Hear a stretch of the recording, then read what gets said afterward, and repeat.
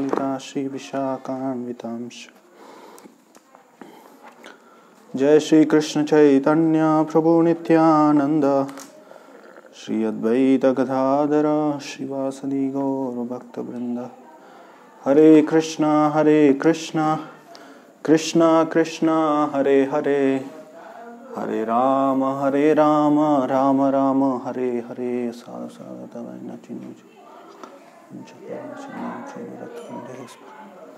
हरे कृष्ण।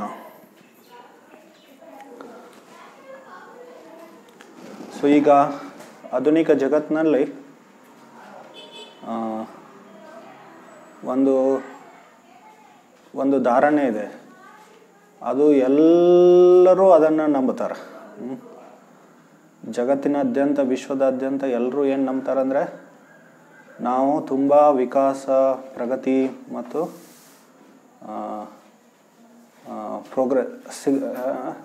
ಪ್ರಗತಿ ಹೊಂದುತ್ತಾ ಇದ್ದೀವಿ ಅಂತ ಹೇಳಿ. ಸೊ ಅದು ಇಂಗ್ಲೀಷ್ನಲ್ಲಿ ಏನು progress, development and civilisation. So ಎಲ್ರಿಗೂ ಈ ಥರ ಧಾರಣೆ ಇದೆ. ಆದರೆ ನಾವು ವೇದಶಾಸ್ತ್ರಗಳನ್ನು ಅಧ್ಯಯನ ಮಾಡಿದರೆ ನಾವು ವಿಕಾಸ ಹೊಂದುತ್ತಾ ಇಲ್ಲ, ಪ್ರಗತಿ ಮಾಡ್ತಾ ಇಲ್ಲ. ನಾವು ಏನು ಮಾಡ್ತಾ ಇದ್ದೀವಿ, ನಾವು ಅಧೋಗತಿಗೆ ಹೋಗ್ತಾ ಇದ್ದೀವಿ. ಸೊ ನಾವು ಪತೀತರಾಗ್ತಾ ಇದ್ದೀವಿ. ಸೊ ಇದು ಎಲ್ಲ ಕಾಲಚಕ್ರವನ್ನು 4 ವಿಭಾಜನೆ ಮಾಡಲಾಗಿದೆ. ಕಲಿಯುಗ ಏನು ಎಲ್ಲದಕ್ಕಿಂತ ಅತಿ ಘೋರವಾದ ಯುಗ ಇದು. ಇದರಲ್ಲಿ ಎಲ್ಲ ಒಳ್ಳೆಯ ಗುಣ ಒಳ್ಳೆಯತನ ಅನ್ನೋದೆಲ್ಲ ನಷ್ಟವಾಗಿಬಿಡುತ್ತೆ. ಸೊ ಅದಕ್ಕೋಸ್ಕರ ನಮಗೆ ಬೇರೆ ಥರ ಧಾರಣೆಯಲ್ಲಿ ನಮಗೆ ಕಂಡು ಬರುತ್ತೆ. ಸೊ ಆದರೆ ವೇದಶಾಸ್ತ್ರಗಳಲ್ಲಿ ಹೇಳಿದ್ದು, ಪೌರಾಣಿಕ ಶಾಸ್ತ್ರಗಳಲ್ಲಿ ಹೇಳಿದ್ದು ಸತ್ಯ. ಸೊ ನಾವು ಪ್ರಗತಿ ಹೊಂದುತ್ತಾ ಇಲ್ಲ. ಎಷ್ಟೋ ಸಲ ನಮಗೆ ಸಮಯಕ್ಕೆ ಇದ್ರ ಬಗ್ಗೆ ಚೆನ್ನಾಗಿ ತಿಳಿದು ಬರುತ್ತೆ. ಸೊ ವಿಶೇಷವಾಗಿ ಈಗ ಆಧುನಿಕ ಜಗತ್ತಿನಲ್ಲಿ ವಿಜ್ಞಾನ ತಂತ್ರಜ್ಞಾನದ ಪ್ರಗತಿ ಇದು ಮಾನವನ ಪ್ರಗತಿಯ ಒಂದು ಲಕ್ಷಣವಾಗಿದೆ. ಸೊ ಜನರು ಇದರಿಂದ ತುಂಬ ವಿಮೋಹಿತರಾಗಿಬಿಟ್ಟಿದ್ದಾರೆ, ವಿಶೇಷವಾಗಿ ತಂತ್ರಜ್ಞಾನದ ಪ್ರಗತಿಯಿಂದ. ಸೊ ಮತ್ತು ಇದೊಂದು ಧಾರಣೆ, ಪ್ರಗತಿ ಅನ್ನೋ ಧಾರಣೆ ತುಂಬ ವರ್ಷಗಳಿಂದ ಅದು ನಡೀತಾ ಇದೆ. ಪಾಶ್ಚಾತ್ಯ ದೇಶದಲ್ಲಿ, ವಿಶೇಷವಾಗಿ ಯುರೋಪ್ನಲ್ಲಿ ಈ ಉದ್ಯಮೀಕರಣ ಆರಂಭವಾದ ನಂತರ ಸೊ ಸಾವಕಾಶವಾಗಿ ಈ ವಿಜ್ಞಾನ ತಂತ್ರಜ್ಞಾನದ ವಿಕಾಸವಾಯಿತು. ಸೊ ಅದನ್ನು ಜನರು ಏನಂತ ಅನ್ಕೋತಾ ಇದ್ದಾರೆ, ಮಾನವನ ಪ್ರಗತಿ ಅಂತ ಹೇಳಿ ಅನ್ಕೋತಾ ಇದ್ದಾರೆ. ಸೊ ಆದರೆ ನಾವು ನೋಡಿದರೆ ಹಿತೋಪದೇಶದಲ್ಲಿ ಏನು ಹೇಳಿದೆ, ಆಹಾರ ನಿದ್ರಾ ಭಯ ಮೈಥುನಂ ಚ ಸಾಮಾನ್ಯಮೇತತ್ ಪಶುಭಿರ್ ನರಾಣಾಂ ಧರ್ಮೋ ಹಿ ತೇಷಾಂ ಅಧಿಕೋ ವಿಶೇಷೋ ಧರ್ಮೇ ನಹಿನ ಪಶುಭಿ ಸಮಾನ. ಸೊ ನಾವು ಈಗಲೂ ಜನರು ಏನು ಮಾಡ್ತಾ ಇದ್ದಾರೆ, ಬರೀ ಅದೇ ಆಹಾರ ನಿದ್ರಾ ಭಯ ಮೈಥುನಂ. ನಮ್ಮ ತಂತ್ರಜ್ಞಾನ ವಿಜ್ಞಾನವನ್ನು ಎದಕ್ಕೆ ಉಪಯೋಗ ಮಾಡ್ತಾ ಇದ್ದೀವಿ ನಾವು, ಬರೀ ಈ 4 ಕಾರ್ಯಗಳಿಗೆ, ಆಹಾರ ನಿದ್ರಾ ಭಯ ಮೈಥುನ ಮಾಡಲಿಕ್ಕೆ ಉಪಯೋಗ ಮಾಡ್ತಾ ಇದ್ದೇವೆ. ಪಶುಗಳು ಅದನ್ನು ಮಾಡ್ತಾ ಇದ್ದಾವೆ. ಅದಕ್ಕೋಸ್ಕರ ಅದನ್ನು ನಾವು ಪ್ರಗತಿ ಅಂಥೇಳಿ ಅನ್ಕೋಬಾರ್ದು. ಶ್ರೀಲ ಪ್ರಭುಪಾದರು ಉದಾಹರಣೆ ಹೇಳ್ತಾ ಇದ್ರು. ನಮ್ಮ ಸಂಸ್ಥಾಪಕಾಚಾರ್ಯರಾದ ಶ್ರೀಲ ಪ್ರಭುಪಾದರು ಹೇಗೆ ನಾವು 4 ಗಾಲಿ ಮೇಲೆ ಓಡಾಡ್ತಾ ಇದ್ದೀವಿ. ಅಂದರೆ ಜನರು ಈಗ ಮೋಟಾರ್ ಕಾರ್, ಎಲ್ಲರ ಮನೆಯಲ್ಲಿ ನಮ್ಮದು ಒಂದು ಕಾರ್ ಇರಬೇಕು ಅಂಥೇಳಿ, ಅಕ್ಕಪಕ್ಕದವರಿಗೆ ಅಥವಾ ಸಂಬಂಧಿಕರಿಗೆ ತೋರಿಸ್ಕೊಡ್ಲಿಕ್ಕೆ ಒಂದು ಕಾರ್ ಇರಬೇಕಂತ ಹೇಳಿ ಜನರು ಎಲ್ಲರೂ ಕಾರ್ ಇಟ್ಕೋತಾರೆ. ಸೊ ಕಾರ್ನಲ್ಲಿ ಅಲ್ಲಿ ಓಡಾಡ್ತಾರೆ. ಇದು ಒಂದು ಪ್ರಗತಿಯ ಲಕ್ಷಣವಾಗಿದೆ. ಪ್ರಭುಪಾದರು ಏನು ಹೇಳಿದರು, ನಾಯಿನೂ 4 ಕಾಲುಗಳ ಮೇಲೆ ಓಡಾಡ್ತಾ ಇದೆ, ನಾವು 4 ಗಾಲಿಗಳ ಮೇಲೆ ಓಡಾಡ್ತಾ ಇದ್ದೀವಿ. ಸೊ ಈ ನಾಯಿಗಳ ಜೊತೆ ಸ್ಪರ್ಧೆ ಮಾಡೋದನ್ನು ನಾವೇನಂತೀವಿ, ಪ್ರಗತಿ ಅಂತ ಹೇಳಿ ಹೇಳ್ತೀವಿ. ಸೊ ಇದು ನಿಜವಾದ ಪ್ರಗತಿ ಅಲ್ಲ. ಮಾನವ ವಿಶೇಷತೆ ಏನು, ಧರ್ಮೋ ಹಿತೇಷಾಂ ಅಧಿಕೋ ವಿಶೇಷೋ. ಧರ್ಮ ಮತ್ತು ಆಧ್ಯಾತ್ಮ ಅನ್ನೋದು ನಿಜವಾದ ಪ್ರಗತಿ. ಸೊ ಎಷ್ಟು ನಾವು ಭಗವಂತನ ಕಡೆ ಹೋಗಿದ್ದೀವಿ, ಭಗವತ್ ಸಾಕ್ಷಾತ್ಕಾರ ಕಡೆ ಹೋಗಿದ್ದೀವಿ, ಸೊ ಅದು ನಿಜವಾದ ನಮ್ಮ ನಿಜವಾದ ಪ್ರಗತಿ ಅದು. You can close all these windows, that ones and that side windows you can open in back side so that some wind comes. So ಇದು ನಿಜವಾದ ಪ್ರಗತಿ ಅಲ್ಲ ಇದು. ವಿಶೇಷವಾಗಿ ಭಾರತದಲ್ಲಿ ಮೊದಲಿನ ಕಾಲದಲ್ಲಿ ತುಂಬ ದೇವಿ ದೇವತೆಗಳನ್ನು ಏನು ಮಾಡ್ತಾಯಿದ್ರು, ಪೂಜೆ ಮಾಡ್ತಾಯಿದ್ರು. ಸೊ ಈಗ ಅವರ ನಿಜವಾದ ಪೂಜೆ ಏನು, ಈ ವಿಜ್ಞಾನದಿಂದ ತುಂಬ ಭಾರತೀಯರೇನು ವಿಮೋಹಿತರಾಗಿದ್ದಾರೆ. ಈಗ ನಿಮ್ಗೆ ಗೊತ್ತಿರ್ಬೋದಲ್ಲ, ಹೋದ ವರ್ಷ ಆ ಚಂದ್ರಯಾನದ ಬಗ್ಗೆ ಇಷ್ಟು ಅದರ ಬಗ್ಗೆ ಮಾತುಕತೆ ಆಯಿತು. ಸೊ ಸಾಮಾನ್ಯವಾಗಿ ಇವೆಲ್ಲ ಸ್ಪೇಸ್ ಪ್ರೋಗ್ರಾಮ್ಸ್ ಮೋಸ್ಟ್ಲಿ ಎಲ್ಲ ಫೇಲ್ಯೂರ್, ಮತ್ತು ಅವ್ರ ಪರ್ಪಸಸ್ಸು ಏನು ಅಷ್ಟು ದೊಡ್ಡ ಪರ್ಪಸ್ ಏನಿಲ್ಲ, ಉದ್ದೇಶಗಳು ಏನು ಅಷ್ಟೇನು ಹೇಳ್ಕೊಳ್ಳುವಂಥ ಉದ್ದೇಶಗಳಿಗೆ ಇವೆಲ್ಲ ಈ ಕಾರ್ಯಗಳನ್ನು ಮಾಡ್ತಾಯಿಲ್ಲ ವಿಜ್ಞಾನಿಗಳು. ಸೊ ಅದರಿಂದ ಯಾಕಂದರೆ ಆಧುನಿಕ ಕಾಲದಲ್ಲಿ ಎಲ್ಲ ಏನೆಲ್ಲ ಮಾಡ್ತೀವಲ್ಲ ನಾವು ಎಲ್ಲ ಬರೀ ಆಹಾರ, ನಿದ್ರಾ, ಭಯ, ಮೈಥುನಕ್ಕಾಗಿಯೇ ಮಾಡೋದು. ಸೊ ಅದಕ್ಕೋಸ್ಕರ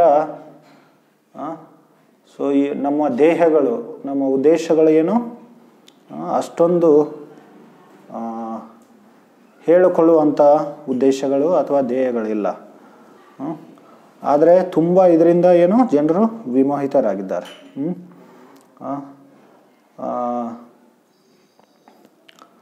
ಸೊ ಈ ಜಗತ್ತಿನಲ್ಲಿ ಎಲ್ಲ ಜನರು ಏನು ಈ ನಂಬಿಕೆ ಇದೆ, ನಾವು ತುಂಬ ಪ್ರಗತಿ ಮಾಡ್ತಾ ಇದ್ದೀವಿ.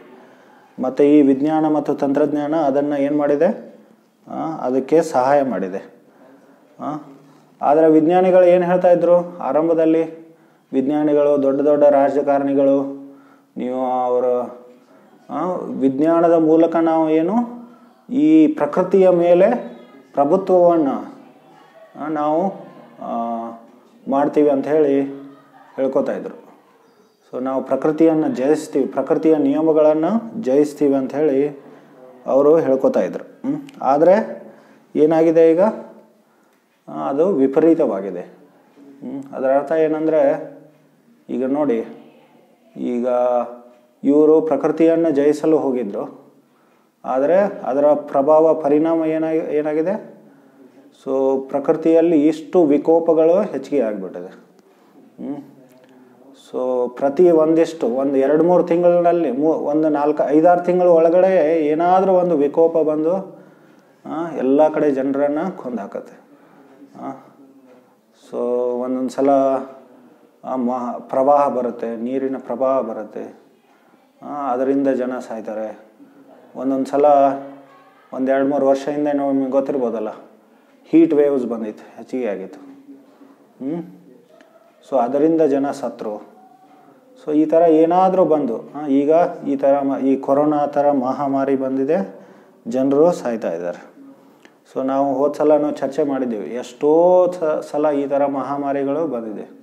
ಪ್ಲೇಗು, ಕಾಲರಾ, ಸೈಫಿಲಿಸ್ಸು, ಈ ಥರ ಎಷ್ಟೋ ಮಹಾಮಾರಿಗಳು ಬಂದು ಸಮಯಕ್ಕೆ ಜನರನ್ನು ಕೊಂದು ಹಾಕಿದೆ.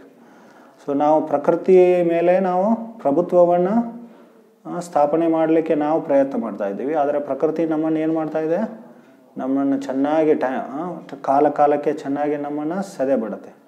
ಆದರೂ ಈ ಮೂರ್ಖರು ಏನೋ ತಿಳ್ಕೊಳ್ಳಲ್ಲ, ಅಹಂಕಾರದಿಂದ ಅವರೇನು, ಸೊ ನಾವು ಇನ್ನೂ ಪ್ರಕೃತಿಯನ್ನು ನಾವು ಏನು ಮಾಡ್ಬೋದು, ಜಯಿಸ್ಬೋದು ಅಂಥೇಳಿ ಅವರು ಅದೇ ದುರಾಶೆಯಿಂದ ಪ್ರಯತ್ನ ಮಾಡ್ತಾ ಇರ್ತಾರೆ. ಸೊ ದುರಾಶಯ ಬಹಿರರ್ಥ ಮಾನಿನ. ಸೊ ಈ ಥರ ಮಹಾಮಾರಿಗಳು ಬಂದು ಸಮಯಕ್ಕೆ ನಮಗೇನು ಹೇಳ್ಕೊಡ್ತಾ ಇದ್ದಾವೆ, ನಾವೇನು ನಾಗರಿಕತೆ, ವಿಕಾಸ, ಪ್ರಗತಿ ಅಥವಾ ವಿಜ್ಞಾನ ತಂತ್ರಜ್ಞಾನ ಅಂಥೇಳಿ ನಾವೇನು ಗರ್ವ ಪಡ್ತೀವಲ್ಲ, ಅದರಿಂದ ಅದು ವಿಫಲತೆ, ಅದರ ವೈಫಲ್ಯವನ್ನು ಹೇಳ್ಕೊಡುತ್ತೆ ನಮಗೆ. ಸೊ ಈಗ ನೋಡಿ, ಈಗ ಮಹಾಮಾರಿ ಬಂದಿದೆ ಈಗ, ಆದರೆ ಯಾವುದೇ ವಿಜ್ಞಾನಿ ಏನೂ ಮಾಡಲಿಕ್ಕಾಗಲ್ಲ. ಎಷ್ಟೋ ಜನ ಪ್ರತಿದಿನವೂ ಎಷ್ಟೋ ಜನ ಸಾಯ್ತಾ ಇದ್ದಾರೆ. ಸೊ ಯಾವ ವಿಜ್ಞಾನಿನೂ ಏನೂ ಮಾಡಲಿಕ್ಕಾಗಲ್ಲ, ಯಾವ ರಾಜಕಾರಣಿನೂ ಏನೂ ಮಾಡಲಿಕ್ಕಾಗಲ್ಲ. ಸೊ ಎಷ್ಟು ಜನರನ್ನು ಕೊಂದು ಹಾಕಬೇಕಲ್ಲ, ಅದು ಕೊಂದು ಹಾಕಿ ತೊಗೊಂಡು ಹೋಗ್ಬಿಡುತ್ತೆ. ಸೊ ಈ ಥರ ಇದು ಒಂದು ಮಾನವ ವೈಫಲ್ಯ ಇದು. ಸೊ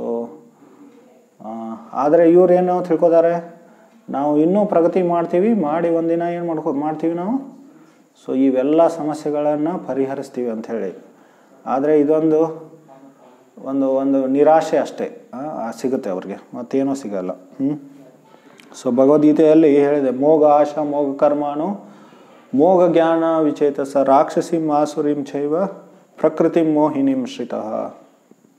ಸೊ ಯಾರು ರಾಕ್ಷಸಿ ಅಸುರಿ ಭಾವದವ್ರು ಇರ್ತಾರಲ್ಲ, ಸೊ ಅಧಾರ್ಮಿಕರು, ಅವರು ಯಾವಾಗಲೂ ತಮ್ಮ ಪ್ರಯತ್ನಗಳಲ್ಲಿ ಯಶಸ್ವಿ ಎಂದೂ ಪಡೆಯಲ್ಲ ಅವರು. ಸೊ ಅಂಥೇಳಿ ಕೃಷ್ಣ ಭಗವದ್ಗೀತೆಯಲ್ಲಿ ಒತ್ತಿಯಾಗಿ ಹೇಳ್ತಾನೆ. ಸೊ ಇದು ಅದಕ್ಕೋಸ್ಕರ ನಾವು ಈ ಆಧುನಿಕ ಪ್ರಗತಿಗೆ ಏನೂ ಆಗಬಾರ್ದು, ಮೋಹಿತರಾಗಬಾರ್ದು ನಾವು. ಸೊ ಎಷ್ಟೋ ಸ್ವಾಮಿಗಳೂ ಪಾಶ್ಚಾತ್ಯ ದೇಶಕ್ಕೆ ಹೋದರು. ಅವರೆಲ್ಲ ಹೋಗಿ ಏನು ಮಾಡಿದರು, ಅಲ್ಲಿಯ ತಂತ್ರಜ್ಞಾನ ವಿಜ್ಞಾನದನ್ನು ನೋಡಿ ಅಥವಾ ಆರ್ಥಿಕ ಈ ಬಾಹ್ಯ ಆರ್ಥಿಕ ಪ್ರಗತಿಯನ್ನು ನೋಡಿ ತುಂಬ ಮೋಹಿತರಾಗ್ಬಿಟ್ರು. ಸೊ ಅವರು ಅದೇ ಥರ ನಮ್ಮ ಭಾರತದಲ್ಲಿನೂ ಆಗ್ಬೇಕಂತ ಹೇಳಿ ಏನು ಮಾಡಿದರು, ಅವರು ಆಸೆ ಪಟ್ಟರು. ಈಗ ನೀವು ನೋಡ್ಬೋದು 19ನೇ ಶತಮಾನ 18, 19ನೇ 20ನೇ ಶತಮಾನದ ಆರಂಭದಲ್ಲಿ ಎಷ್ಟೋ ಸಮಾಜ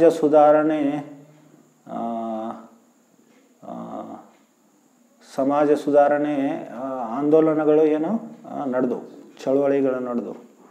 ಸೊ ಅವೆಲ್ಲವೂ ಅವರು ಯಾವ ಥರ ಭಾವನೆ ಇತ್ತು ಅವರಿಗೆ, ಪಾಶ್ಚಾತ್ಯದಂತೆ ಭಾರತವು ಏನಾಗಬೇಕಾಗಿತ್ತು, ಪಾಶ್ಚಾತ್ಯದಂತೆಯೇ ಆಗಬೇಕಾಗಿತ್ತು ಅಂತೇಳಿ. ಸೊ ಪಾಶ್ಚಾತ್ಯದಲ್ಲಿ ಎಷ್ಟು ಉದ್ಯಮೀಕರಣ, ವಿಜ್ಞಾನ ತಂತ್ರಜ್ಞಾನ ಇದೆಲ್ಲ, ಅದನ್ನೇ ನಾವು ಇಲ್ಲೇನೋ ಅಳವಡಿಸ್ಕೋಬೇಕಂತ ಹೇಳಿ ಅವರ ಧಾರಣೆ ಇತ್ತು. ಈಗ ನೋಡಿ, ಭಾರತದ ಮೊದಲ ಪ್ರಧಾನಮಂತ್ರಿ ಏನು ಹೇಳಿದ್ರು ಅವರು, ಸೊ ಆಧುನಿಕ ಭಾರತರು, ಈಗ ಫ್ಯಾಕ್ಟ್ರಿ ಏನಿದೆ ಅಲ್ಲ, ಅದು ಆಧುನಿಕ ಭಾರತೀಯರ ಒಂದು ದೇವಸ್ಥಾನ ಆಗುತ್ತಂತೆ. ಸೊ ಅಂದರೆ ದೇವಸ್ಥಾನಕ್ಕಿಂತ ಈಗ ಏನಾಗಬೇಕು, ಫ್ಯಾಕ್ಟ್ರಿಗಳಾಗಬೇಕಂತ ಹೇಳಿ. ಸೊ ಈ ಥರ ಉದ್ಯಮೀಕರಣ ಮಾಡೋದು, ಇದಕ್ಕೆ ಪ್ರಗತಿ ಅಂತ ಹೇಳ್ತಾರೆ. ಆದರೆ ಈ ಉದ್ಯಮೀಕರಣ ಏನು ಇದು ಎಲ್ಲ ಪ್ರಕೃತಿಯ ಶೋಷಣೆ ಇದು. ಮತ್ತು ಮನುಷ್ಯರನ್ನು ಏನು ಮಾಡುತ್ತೆ, ಉಗ್ರ ಕರ್ಮದಲ್ಲಿ ತೊಡಗಿಸುತ್ತೆ. ಸೊ ಉಗ್ರ ಕರ್ಮ ಅಂದರೆ ಏನು, ತುಂಬ ಯಾತನೆ ಆಗುವಂಥ ಕಾರ್ಯಗಳಲ್ಲಿ ತೊಡಗೋದು. ಸೊ ಶರೀರಕ್ಕೆ ಮನಸ್ಸಿನ ಮೇಲೆ ತುಂಬ ಯಾತನೆ ಆಗುತ್ತೆ. ಸೊ ಈಗ ನಾವು ಟೆಕ್ನಾಲಜಿ ಅಂತ ಹೇಳ್ತೀವಿ, ಎಲ್ಲ ಈಗ ಸಮಾಜದಲ್ಲಿ ಕೃಷಿ ಮಾಡೋದೇನೋ ತುಂಬ ಕಷ್ಟಕರ ಅಂಥೇಳಿ ಎಲ್ಲರೂ ಇಂಜಿನಿಯರ್ ಆಗಲಿಕ್ಕೆ ಪ್ರಯತ್ನ ಮಾಡ್ತಾಯಿದ್ದಾರೆ. ಸೊ ಆದರೆ ಇಂಜಿನಿಯರ್ ಆದ್ರೂ ಏನಾಗುತ್ತೆ, ಅಲ್ಲಿನೂ ರಾತ್ರಿ ಎಲ್ಲ ಕೆಲಸ ಮಾಡೋದು, ನೈಟ್ ಡ್ಯೂಟಿ, ಇವೆಲ್ಲ IT ಕಂಪ್ನಿಗಳಲ್ಲೇನೋ ಇಷ್ಟೆಲ್ಲ ಸ್ಟ್ರೆಸ್ ಇರುತ್ತೆ ಅವ್ರಿಗೆ ಮನಸ್ಸಿನ ಮೇಲೆ. ಸೊ ಇಷ್ಟು ಪ್ರಭಾವ ಮಾಡುತ್ತದು. ಇದಕ್ಕೆ ಉಗ್ರ ಕರ್ಮ ಅಂತ ಹೇಳ್ತಾರೆ. ಸೊ ಈ ಉಗ್ರ ಕರ್ಮ ಶಬ್ದ ಭಗವದ್ಗೀತೆ 16ನೇ ಅಧ್ಯಾಯದಲ್ಲಿ ಬರುತ್ತೆ. ಸೊ ಅದರಲ್ಲಿ ಏನು ಹೇಳ್ತಾ ಇದ್ದಾರೆ ಅಂದ್ರೆ, ಕೃಷ್ಣ ಹೇಳ್ತಾ ಇದ್ದಾನೆಂದರೆ, ಈ ಅಸುರರು ಯಾವಾಗಲೂ ಇಂಥ ಉಗ್ರ ಕರ್ಮದಲ್ಲಿ ತೊಡಗಿರ್ತಾರೆ. ಈ ಉಗ್ರ ಕರ್ಮಗಳೇನು, ಜಗತ್ತಿಗೆ ಅಹಿತ. ಕುರ್ವಂತೆ ಉಗ್ರ ಕರ್ಮಾನೋ ಕ್ಷಯಾಯೋ ಜಗತೋ ಹಿತ. ಅಂದರೆ ಜಗತ್ತನ್ನು ನಾಶ ಮಾಡುವಂಥ ಮತ್ತು ಜಗತ್ತಿಗೆ ಅಹಿತಕರವಾದಂಥ ಉಗ್ರ ಕರ್ಮದಲ್ಲಿ ತೊಡಗಿರ್ತಾರೆ. ಯಾರು ತೊಡಗಿರ್ತಾರೆ, ಈ ಅಸುರರು. ಸೊ ಈ ಆಧುನಿಕ ಸಮಾಜ ಏನಿದೆ, ಇದು ಆಸುರಿ ಸಮಾಜ ಇದು. ಯಾಕಂದರೆ ಎಲ್ಲರೂ ಇಂಥ ಉಗ್ರ ಕರ್ಮದಲ್ಲಿ ತೊಡಗಿಬಿಟ್ಟಿದ್ದಾರೆ. ಅದು ಜಗತ್ತಿಗೆ ನಾಶ ಮತ್ತು ತಮಗೂ ಅದು ಅಹಿತ, ಜಗತ್ತನ್ನು ನಾಶ ಮಾಡುವಂಥದ್ದು. ಸೊ ಈಗ ಇವೆಲ್ಲದರಿಂದ ತುಂಬ ಜನ ಮೋಹಿತರಾಗ್ಬಿಟ್ಟಿದ್ದಾರೆ. ಈಗ ದೊಡ್ಡ ಮೊಬೈಲ್ ಬಂದಿದೆ, ಐಫೋನ್ಸ್, ಐಪ್ಯಾಡ್ಸ್ ಮತ್ತು ಇಂಟರ್ನೆಟ್, ಇದರಿಂದ ಜನ ತುಂಬ ಮೋಹಿತರಾಗ್ಬಿಟ್ಟಿದ್ದಾರೆ. ಸೊ ಇದು ಪ್ರಗತಿ, ನಿಜವಾದ ಪ್ರಗತಿಯ ಲಕ್ಷಣವಲ್ಲ. ಸೊ ಶ್ರೀಲ ಪ್ರಭುಪಾದರು ಅವರು ಪಾಶ್ಚಾತ್ಯ ದೇಶಕ್ಕೆ ಹೋದರು. ಸೊ ಅವರು ಈ ಥರ ತಂತ್ರಜ್ಞಾನ ವಿಜ್ಞಾನ ಈ ಬಾಹ್ಯ ಆರ್ಥಿಕ ಪ್ರಗತಿಯಿಂದ ಏನಾಗಲಿಲ್ಲ, ಮೋಹಿತರಾಗಲಿಲ್ಲ. ಸೊ ಇದು ಅವ್ರು ಹೇಳ್ಕೊಟ್ರು, ಇದು ವಿಫಲವಾದ ನಾಗರಿಕತೆ ಅಂಥೇಳಿ. ಸೊ 1965ರಲ್ಲಿ ಪ್ರಭುಪಾದರು ಅಮೇರಿಕಾಕ್ಕೆ ಹೋದರು. ಮತ್ತು ಅಲ್ಲಿಂದ ಎಲ್ಲ ಕಡೆ ಜಗತ್ತಿನಲ್ಲೆಲ್ಲ ಅವರು ಭ್ರಮಣ ಮಾಡಿ ಪ್ರವಾಸ ಮಾಡಿ ಪ್ರಚಾರ ಮಾಡಿದರು ಅವರು. ಸೊ 12 ವರ್ಷದಲ್ಲಿ 14 ಬಾರಿ ಜಗತ್ತನ್ನೇ ಪ್ರವಾಸ ಮಾಡಿ ಅವರು ಈ ಭಗವದ್ಗೀತೆಯ ಜ್ಞಾನವನ್ನು ಪ್ರಚಾರ ಮಾಡಿದರು. ಸೊ ಅದಕ್ಕಿಂತ ಹೋಗೋಕ್ಕಿಂತ ಮುಂಚೆ ಅವರು ಮಥುರಾದ ಹತ್ರ ಬೃಂದಾವನದಲ್ಲಿ ವಾಸ ಮಾಡ್ತಾಯಿದ್ರು, ರಾಧಾ ದಾಮೋದರ ದೇವಸ್ಥಾನದಲ್ಲಿ. ಸೊ ಅಲ್ಲಿ ಕೂತ್ಕೊಂಡು ಅವರು ಇದ್ರ ಬಗ್ಗೆ ಎಲ್ಲ ಚಿಂತನೆ ಮಾಡಿದರು. ಸೊ ಅವರು ಈ ಥರ ಈ ಪ್ರಗತಿಯಿಂದ ಏನೋ ಮೋಹಿತರಾಗಲಿಲ್ಲ. ಅವರು ಏನು ಹೇಳ್ಕೊಟ್ರು, ಇದು ವಿಫಲವಾಗತ್ತಂತ ಹೇಳಿ. ಸೊ ನಾವು ನಾಗರಿಕತೆ ಬಗ್ಗೆ ಚರ್ಚೆ ಮಾಡ್ತಾ ಇದ್ದೀವಿ. ಈಗ ಭಾಗವತದಲ್ಲಿ ಮೊದಲನೇ ಸ್ಕಂದದಲ್ಲಿ ನಿಮಗೆಲ್ಲ ಗೊತ್ತಲ್ಲ, ಕುರುಕ್ಷೇತ್ರ ಯುದ್ಧ ಆಯಿತು. ಯುದ್ಧ ಆದ ನಂತರ ಆಮೇಲೆ ದುರ್ಯೋಧನ ಮತ್ತು ಎಲ್ಲ ಕೌರವರು ಅವರು ನಾಶ ಆದರು ಆ ಯುದ್ಧದಲ್ಲಿ, ಕುರುಕ್ಷೇತ್ರ ಯುದ್ಧದಲ್ಲಿ. ಸೊ ಆಮೇಲೆ ಯುಧಿಷ್ಠಿರ ರಾಜನಾದ, ಪಾಂಡವರಲ್ಲಿ ಸೊ ಹಿರಿಯನಾದ ಯುಧಿಷ್ಠಿರ ಏನಾದ ರಾಜ ಆದ. ಆ ರಾಜ ಯುಧಿಷ್ಠಿರನ ರಾಜ್ಯದ ಬಗ್ಗೆ ವರ್ಣನೆ ಆಗುತ್ತೆ ಮೊದಲನೇ ಸ್ಕಂದದಲ್ಲಿ. ಸೊ ನಾವಿವತ್ತು ಅದರ ಬಗ್ಗೆ ಯುಧಿಷ್ಠಿರ ರಾಜನ ರಾಜ್ಯದ ಬಗ್ಗೆ 2 ಶ್ಲೋಕಗಳನ್ನು ನಾವು ಇವತ್ತು ಓದೋಣ. ಸೊ ಒಂದು ಶ್ಲೋಕ 8ನೇ ಅಧ್ಯಾಯದಲ್ಲಿ ಬರುತ್ತೆ. ಸೊ ಆ 8ನೇ ಅಧ್ಯಾಯದಲ್ಲಿ ಕೃಷ್ಣ ಈ ಕುರುಕ್ಷೇತ್ರ ಯುದ್ಧ ಆಯಿತು. ಯುದ್ಧ ಆದ ನಂತರ ಹಸ್ತಿನಾಪುರದಲ್ಲಿ ಯುಧಿಷ್ಠಿರ ರಾಜನಾದ. ಸೊ ರಾಜನಾದ ನಂತರ ಸ್ವಲ್ಪ ದಿನ ಅಲ್ಲಿ ಕೃಷ್ಣ ಉಳ್ಕೋತಾನೆ. ಸೊ ಆದರೆ ಅವನು ಮತ್ತೆ ಹೋಗಲಿಕ್ಕೆ, ದ್ವಾರಕಾಕ್ಕೆ ಮರಳಿ ಹೋಗಲಿಕ್ಕೆ ಪ್ರಯತ್ನ ಮಾಡ್ತಾನೆ. ಆದರೆ ಅವನ ಸಂಬಂಧಿಕರಾದ ಎಲ್ಲ ಪಾಂಡವರು ಏನು ಹೇಳ್ತಾರೆ, ಇನ್ನೂ ಸ್ವಲ್ಪ ದಿನ ಇಲ್ಲಿ ಉಳ್ಕೋ ಅಂಥೇಳಿ. ಆವಾಗ ಒಂದಿನ ಅವನು ಕೊನೆಗೇನು ನಿರ್ಣಯ ಮಾಡ್ತಾನೆ, ನಾನು ಹೋಗಲೇಬೇಕಂಥೇಳಿ ನಿರ್ಣಯ ಮಾಡಿ ಹೋಗ್ತಾ ಇರುವಾಗ ಅಲ್ಲಿ ಕುಂತಿದೇವಿಯ ಪ್ರಾರ್ಥನೆಗಳು ಬರುತ್ತೆ ಕೃಷ್ಣನಿಗೆ. ಯಾಕಂದರೆ ಕೃಷ್ಣ ಕುಂತಿದೇವಿ ಕೃಷ್ಣನ ಅತ್ತೆ. ಸೊ ಕೃಷ್ಣನ ತಂದೆಯಾದ ವಸುದೇವನ ಸಹೋದರಿ ಆದ್ದರಿಂದ ಕೃಷ್ಣನ ಅತ್ತೆ ಆಗಿದ್ಲು. ಆದರೂ ಕುಂತಿದೇವಿಗೆ ಏನು ಗೊತ್ತಿತ್ತು, ಕೃಷ್ಣನೇ ಭಗವಂತ, ದೇವೋತ್ತಮ ಪರಮ ಪುರುಷ ಅಂಥೇಳಿ ಗೊತ್ತಿತ್ತು. ಅದಕ್ಕೋಸ್ಕರ ಕೃಷ್ಣನಿಗೆ ಪ್ರಾರ್ಥನೆ ಮಾಡಿದ್ರು. ಮತ್ತು ಕೃಷ್ಣನ ಎಲ್ಲ ಪಾಂಡವರ ಅಸ್ತಿತ್ವನೇ ಕೃಷ್ಣನ ಮೇಲೆ, ಅವರು ಯಾವಾಗಲೂ ಕೃಷ್ಣನ ಮೇಲೆ ಭಾರವಾಗಿದ್ರು ಅವರು. ಸೊ ಕೃಷ್ಣನೇ ಎಲ್ಲರನ್ನ ಪಾಲನೆ ಮಾಡ್ತಾ ಇದ್ದ. ನಮಗೆಲ್ಲ ಗೊತ್ತಿದೆ ಅವ್ರ ಜೀವನದಲ್ಲಿ ಎಷ್ಟೆಲ್ಲ ತೊಂದರೆಗಳು ಬಂದು, ಆದರೂ ಅವರು ಯಾವಾಗಲೂ ಕೃಷ್ಣನ ಮೇಲೆ ಶ್ರದ್ಧೆ ಇಟ್ಟು ಕೃಷ್ಣನನ್ನು ಹೇಳಿದ್ದೇ ಮಾಡಿದರು. ಅವಾಗ ಕೃಷ್ಣ ಅವರನ್ನು ರಕ್ಷಣೆ ಮಾಡಿದ. ಸೊ ಕುಂತಿದೇವಿಗೆ ಮತ್ತು ಪಾಂಡವರಿಗೇನು ಗೊತ್ತಿತ್ತು, ಕೃಷ್ಣನೇ ದೇವೋತ್ತಮ ಪರಮ ಪುರುಷ. ಆದರೆ ದುರ್ಯೋಧನ ಮತ್ತು ಕೌರವರಿಗೆ ಕೃಷ್ಣನ ಬಗ್ಗೆ ಗೊತ್ತಿಲ್ಲ. ಎಷ್ಟೋ ಜನ ನಾವು ದೇವರನ್ನು ನೋಡ್ಬೋದು, ಇದರ ಅರ್ಥ ಏನಂದರೆ ದೇವರು ನಮ್ಮ ಕಣ್ಮುಂದೆ ಇರ್ಬೋದು, ಆದರೆ ನಾವು ದೈವಿ ವಿಜ್ಞಾನವನ್ನು, ಭಗವತ್ ತತ್ವ ವಿಜ್ಞಾನ, ಈ ಗೀತಾ ಮತ್ತು ಭಾಗವತದಲ್ಲಿ ವರ್ಣನೆಯಾದ ಭಗವತ್ ತತ್ವ ವಿಜ್ಞಾನವನ್ನು ನಾವು ತಿಳ್ಕೊಳ್ಳಿಲ್ಲ ಅಂದರೆ ಏನಾಗುತ್ತೆ, ದೇವರು ನಮ್ಮ ಮುಂದೆ ಬಂದ್ರೂ ನಮಗೆ ಗೊತ್ತಾಗಲ್ಲ. ಈಗ ಕೌರವರು ಮತ್ತು ಧೃತರಾಷ್ಟ್ರನ ಮುಂದೆ ಕೃಷ್ಣ ಬಂದು ಹೋಗೋದು ಮಾಡ್ತಾ ಇದ್ದ, ಯಾವಾಗಲೂ ಅವ್ರಿಗೆ ಭೇಟಿ ಆಗ್ತಾನೇ ಇರ್ತಿದ್ದ. ಆದರೂ ಅವ್ರಿಗೆ ತಿಳ್ಕೊಳ್ಳಿಲ್ಲ ಅವರು ಕೃಷ್ಣ ದೇವರು ಅಂಥೇಳಿ. ಮತ್ತು ಇನ್ನೂ ನಮಗೆ ಗೊತ್ತಾಗುತ್ತೆ, ಮಹಾಭಾರತದಲ್ಲಿ ಏನು ಧೃತರಾಷ್ಟ್ರನಿಗೆ ವಿಶ್ವರೂಪವನ್ನು ತೋರಿಸಿದ್ರೂ ಧೃತರಾಷ್ಟ್ರ ತಿಳ್ಕೊಳ್ಳಿಲ್ಲ ಕೃಷ್ಣ ದೇವರು ಅಂಥೇಳಿ. ಸೊ ಈ ಥರ ನಮಗೆ ಭಗವತ್ ತತ್ವ ವಿಜ್ಞಾನವನ್ನು ನಾವು ಅಧಿಕೃತ ಮೂಲಗಳಿಂದ ತಿಳ್ಕೊಳ್ಳಿಲ್ಲ ಅಂದರೆ ಭಗವಂತ ನಮ್ಮ ಮುಂದೆ ಬಂದ್ರೂ ನಾವೇನು ಅವನನ್ನು ಕಂಡು ಹಿಡಿಲಿಕ್ಕೆ ಸಾಧ್ಯ ಆಗಲ್ಲ, ತಿಳ್ಕೊಳ್ಳಿಕ್ಕೆ ಸಾಧ್ಯ ಇಲ್ಲ. ಸೊ ಅವನು ನಾವೇನು ಮಾಡಿಬಿಡ್ತೀವಿ, ಒಬ್ಬ ಸಾಮಾನ್ಯ ವ್ಯಕ್ತಿ ಅಂತ ಹೇಳಿ ತಿಳ್ಕೊಂಡು ತಪ್ಪು ತಿಳ್ಕೊಂಡು ಸೊ ಅದು ಒಂದು ದುರಾದೃಷ್ಟ ಆಗಿಬಿಡುತ್ತೆ. ಸೊ ಅದೇ ಥರ ಕುಂತಿದೇವಿ ಏನು ಮಾಡಿದ್ಲು, ಸೊ ಭಗವಂತನಿಗೆ ವಿರಹದಲ್ಲಿ ತುಂಬ ಪ್ರಾರ್ಥನೆಗಳನ್ನು ಅರ್ಪಣೆ ಮಾಡ್ತಾರೆ. ತುಂಬ ಸುಂದರವಾದ ಪ್ರಾರ್ಥನೆಗಳಿದೆ. ಸೊ ಭಾಗವತದ ಮೊದಲನೇ ಸ್ಕಂದದ 8ನೇ ಅಧ್ಯಾಯದಲ್ಲಿ ಬರುತ್ತೆ. ಸೊ ಅದರಲ್ಲಿ ಒಂದು ಶ್ಲೋಕದಲ್ಲಿ ಏನು ಹೇಳ್ತಾ ಇದ್ದಾಳೆ ಅವಳು, ಸೊ ಇಮೇ ಜನಪದ ಸ್ಪರ್ಧಾ ಸುಪೌಕೌಷಧಿ ವೀರುದ ವನಾದ್ರಿ ನದ್ಯದನ್ವಂಥೋ ಹೇದಂತೆ ತವ ವೀಕ್ಷಿತೈ. ಅನುವಾದ ಹೇಗಿದೆ, ಸೊ ಈ ಎಲ್ಲ ನಗರಗಳು ಮತ್ತು ಹಳ್ಳಿಗಳು ಎಲ್ಲ ವಿಧದಲ್ಲಿ ಸಮೃದ್ಧವಾಗಿದೆ, ಏಕೆಂದರೆ ಔಷಧಿಗಳು ಮತ್ತು ಧಾನ್ಯಗಳು ಹೇರಳವಾಗಿವೆ, ಮರಗಳು ಫಲದಿಂದ ತುಂಬಿವೆ, ನದಿಗಳು ಹರಿಯುತ್ತವೆ, ಸೊ ಪರ್ವತಗಳು ಖನಿಜ ಪದಾರ್ಥಗಳಿಂದ ತುಂಬಿ ಹೋಗಿವೆ, ಸಾಗರಗಳು ಐಶ್ವರ್ಯ ಭರಿತವಾಗಿವೆ. ಸೊ ಇದರಿಂದ ಎಲ್ಲ ನಗರಗಳು ಏನೋ ತುಂಬ ಸಮೃದ್ಧವಾಗಿದ್ದವು. ಸೊ ಇವೆಲ್ಲ ನಿನ್ನ ಕೃಪಾದೃಷ್ಟಿಯ ಪರಿಣಾಮ ಅಂಥೇಳಿ.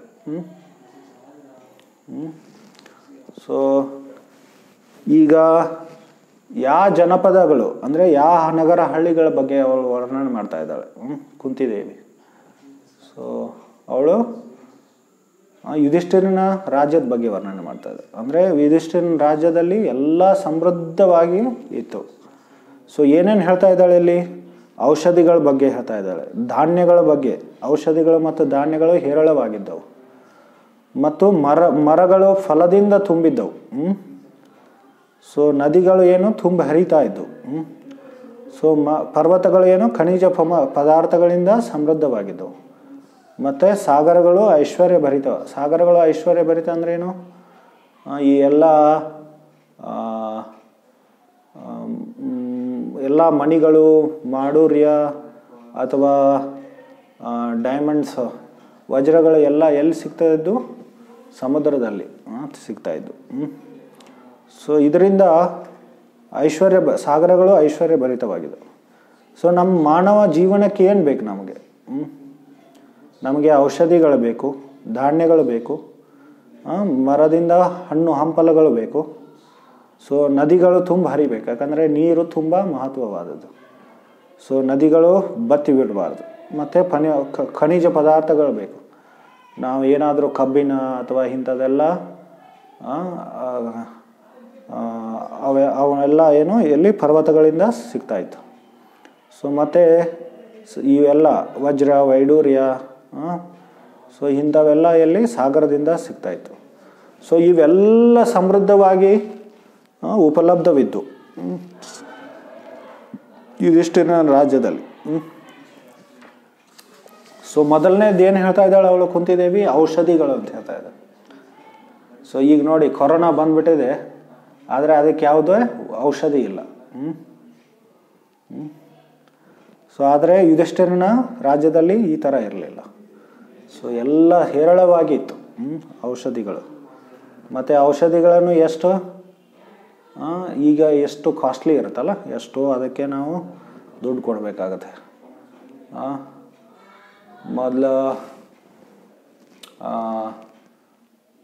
ಮೊದಲಿನ ಕಾಲದಲ್ಲಿ ಇವೆಲ್ಲ ತುಂಬ ಸರಳವಾಗಿ ಉಪಲಬ್ಧವಿದ್ದು, ಇದಕ್ಕೆ ಯಾವುದೇ ನಾವು ದುಡ್ಡು ಕೊಡುವ ಅವಶ್ಯಕತೆಯೂ ಇರಲಿಲ್ಲ. ಸೊ ಧಾನ್ಯಗಳು, ಈಗ ನಮ್ಮ ಸರ್ಕಾರ ಇನ್ನೂ 10 ವರ್ಷನೂ ನಾವೇನು ಜನರು ಅಷ್ಟು ನಮ್ಮ ಹತ್ರ ಧಾನ್ಯಗಳಿದೆ ಅಂತ ಹೇಳ್ತಾ ಇದ್ದಾರೆ. ಸೊ ಕೊರೋನಾ ಬಂದರೂ ನಮಗೇನು ಸಮಸ್ಯೆ ಇಲ್ಲ ಅಂಥೇಳಿ.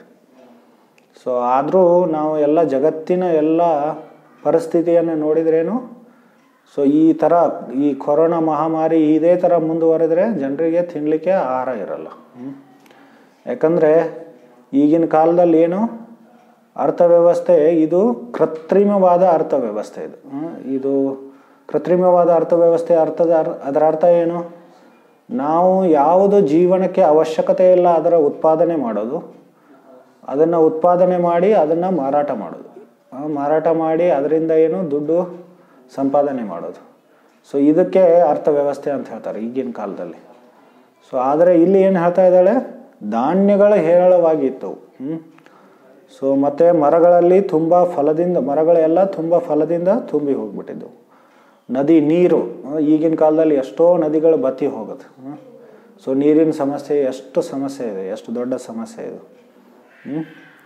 ಸೊ ಈ ಥರ ನಾವೇನು ಒಂಥರ ಸ್ಕೇರ್ಸಿಟಿ ಅಂದರೆ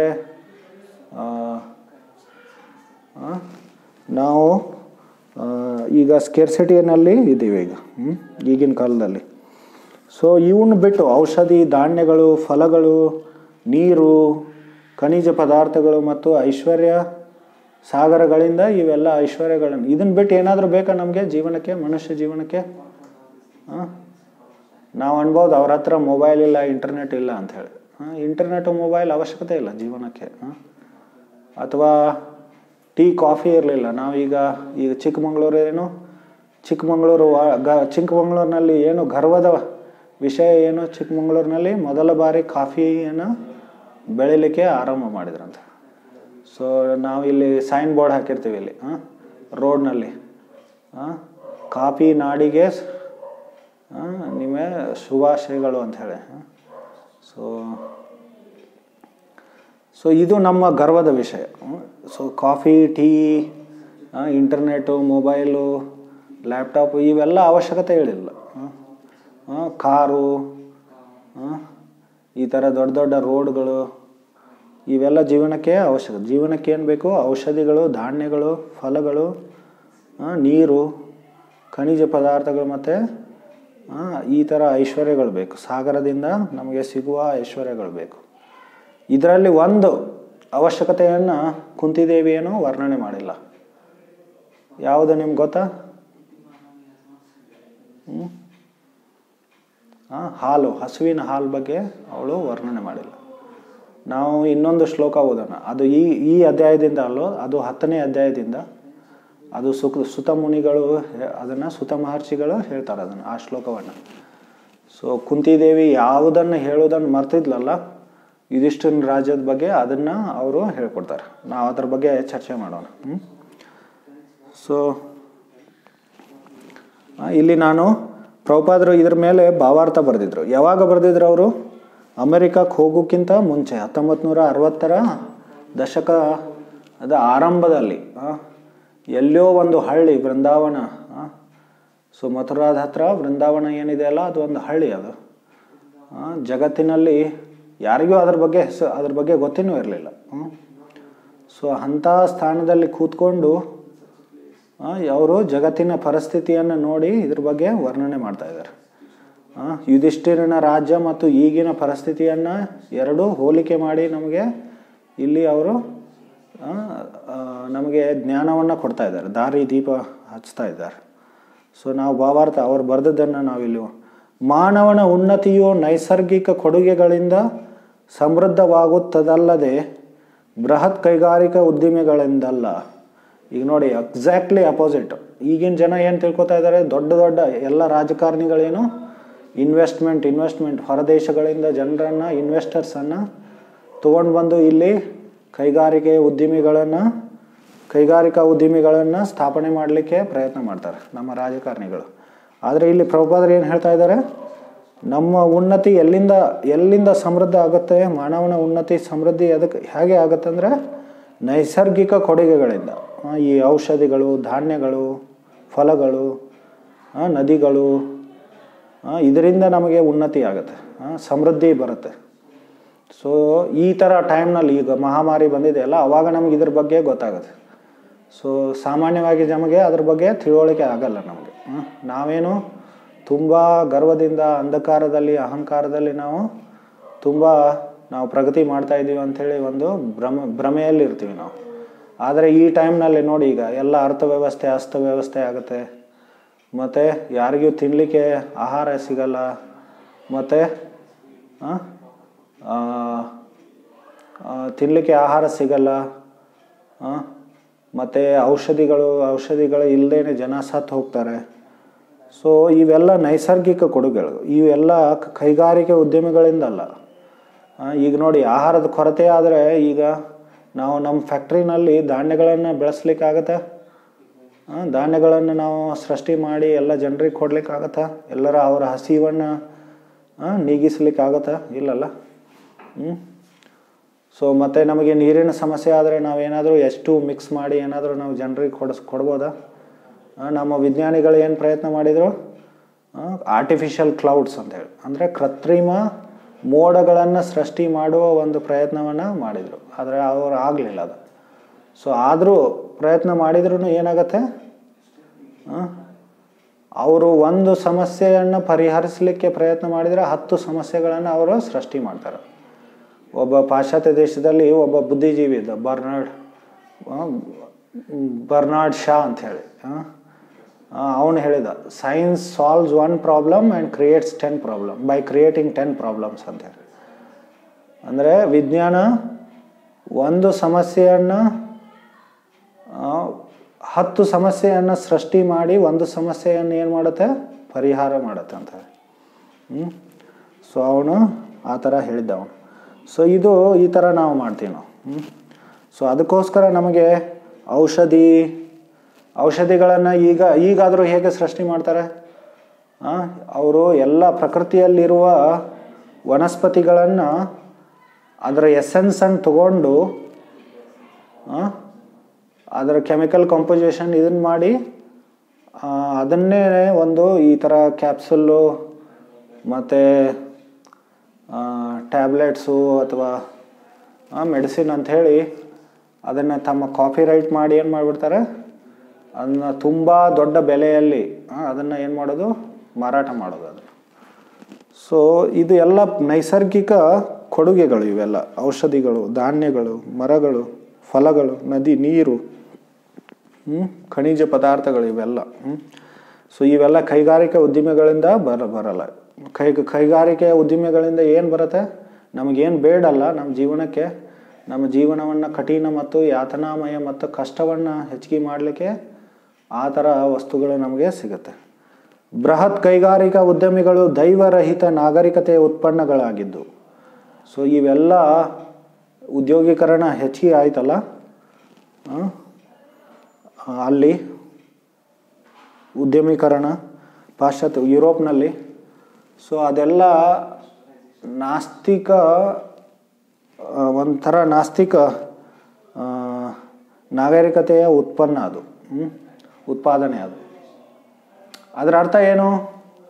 ನಮ್ಮ ಉದ್ಯಮೀಕರಣ, ವಿಜ್ಞಾನ, ತಂತ್ರಜ್ಞಾನದ ಉದ್ದೇಶ ಏನು? ಅದರ ಅರ್ಥ ಅದರ ಹಿಂದಿನ ಭಾವನೆ ಏನಂದರೆ, ಈ ಸೃಷ್ಟಿ ಏನಿದೆ ಇದು ಪರಿಪೂರ್ಣ ಇಲ್ಲ, ಭಗವಂತ ಮಾಡಿದ್ದ ಸೃಷ್ಟಿ ಏನಿದೆ ಅದು ಪರಿಪೂರ್ಣ ಇಲ್ಲ, ಅದನ್ನು ನಾವು ಪರಿಪೂರ್ಣ ಮಾಡ್ತೀವಿ ನಮ್ಮ ತಂತ್ರಜ್ಞಾನ ವಿಜ್ಞಾನ ಪ್ರಗತಿಯಿಂದ ಅಂಥೇಳಿ ಅವರು ಮುಂದೆ ಹೋಗಲಿಕ್ಕೆ ಪ್ರಯತ್ನ ಮಾಡ್ತಾ ಇದ್ದಾರೆ.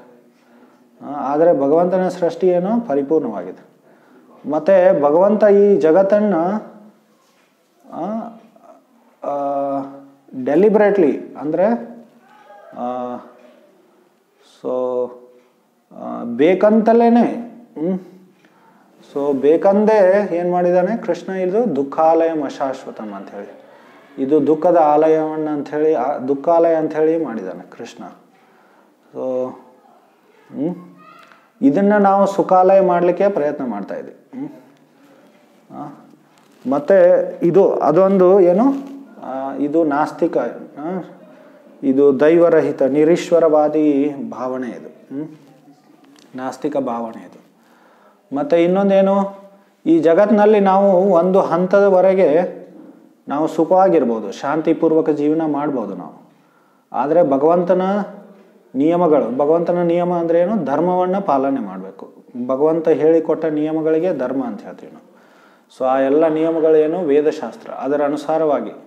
ಹೇಗಂದರೆ ನೀವು ಒಂದು ಎಲೆಕ್ಟ್ರಾನಿಕ್ ಗ್ಯಾಜೆಟ್ಸ್ ತಂದಾಗ ಅದರ ಜೊತೆ ಏನು ಬರುತ್ತೆ, ಒಂದು ಬುಕ್ಲೆಟ್ ಕೊಡ್ತಾರೆ ಅವರು. ಅದನ್ನು ಹೇಗೆ ಉಪಯೋಗ ಮಾಡ್ಬೇಕಂತ ಹೇಳಿ ಒಂದು ಸಣ್ಣ ಬುಕ್ಲೆಟ್ ಕೊಡ್ತಾರೆ ಅವರು.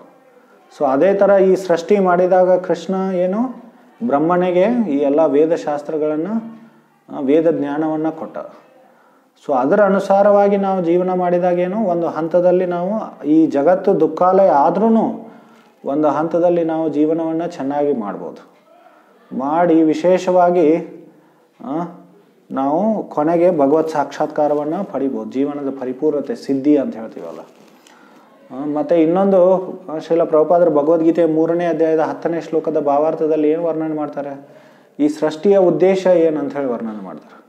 ಈ ಸೃಷ್ಟಿ ಮಾಡಿದ ಉದ್ದೇಶ ಏನಂದರೆ ನಾವು ಇಲ್ಲಿ ಆದಷ್ಟು ಸುಖವಾಗಿದ್ದು ಕೊನೆಗೆ ಭಗವಂತನ ಧಾಮಕ್ಕೆ ಹೋಗೋದೇ ಈ ಸೃಷ್ಟಿಯ ಉದ್ದೇಶ ಅಂತ. ಸೊ ಅದರ ಅರ್ಥ ಏನು, ನಾವು ಅನಾದಿ ಕಾಲದಿಂದ ನಾವು ಈ ಭೌತಿಕ ಜಗತ್ತಿನಲ್ಲಿದ್ದೀವಿ. ಈ ಭೌತಿಕ ಜಗತ್ತು ಮತ್ತೆ ಮತ್ತೆ ಸೃಷ್ಟಿ, ಪಾಲನೆ ಮತ್ತು ವಿನಾಶದ ಚಕ್ರದಲ್ಲಿ ಕಾಲಕ್ಕೆ ಈ ಚಕ್ರದಲ್ಲಿ ಮತ್ತೆ ಸುತ್ತುತ್ತಾ ಇರುತ್ತೆ. ಅಂದರೆ ಈ ಸೃಷ್ಟಿ ಆಗುತ್ತೆ, ಒಂದು ಸ್ವಲ್ಪ ದಿನ ಅದರ ಈ ಸೃಷ್ಟಿ ಇರುತ್ತೆ, ಅದಾದ ನಂತರ ಇದರ ವಿನಾಶ ಆಗುತ್ತೆ. ಸೊ ಈ ನಿರಂತರ ಸೃಷ್ಟಿ, ಪಾಲನೆ ಮತ್ತು ವಿನಾಶದ ಚಕ್ರದಲ್ಲಿ ನಾವು ಸಿಕ್ಕಾಕೊಂಡಿದ್ದೀವಿ. ಸೊ ಅದಕ್ಕೋಸ್ಕರ ಮತ್ತೆ ಸೃಷ್ಟಿ ಎದಕ್ಕಾಗತ್ತೆ, ನಾವು ಮರಳಿ ಭಗವಂತನ ಕಡೆ ಹೋಗ್ಬೇಕಂತ ಹೇಳಿ. ಸೊ ಅದು ಉದ್ದೇಶ, ಈ ಸೃಷ್ಟಿಯ ಉದ್ದೇಶ.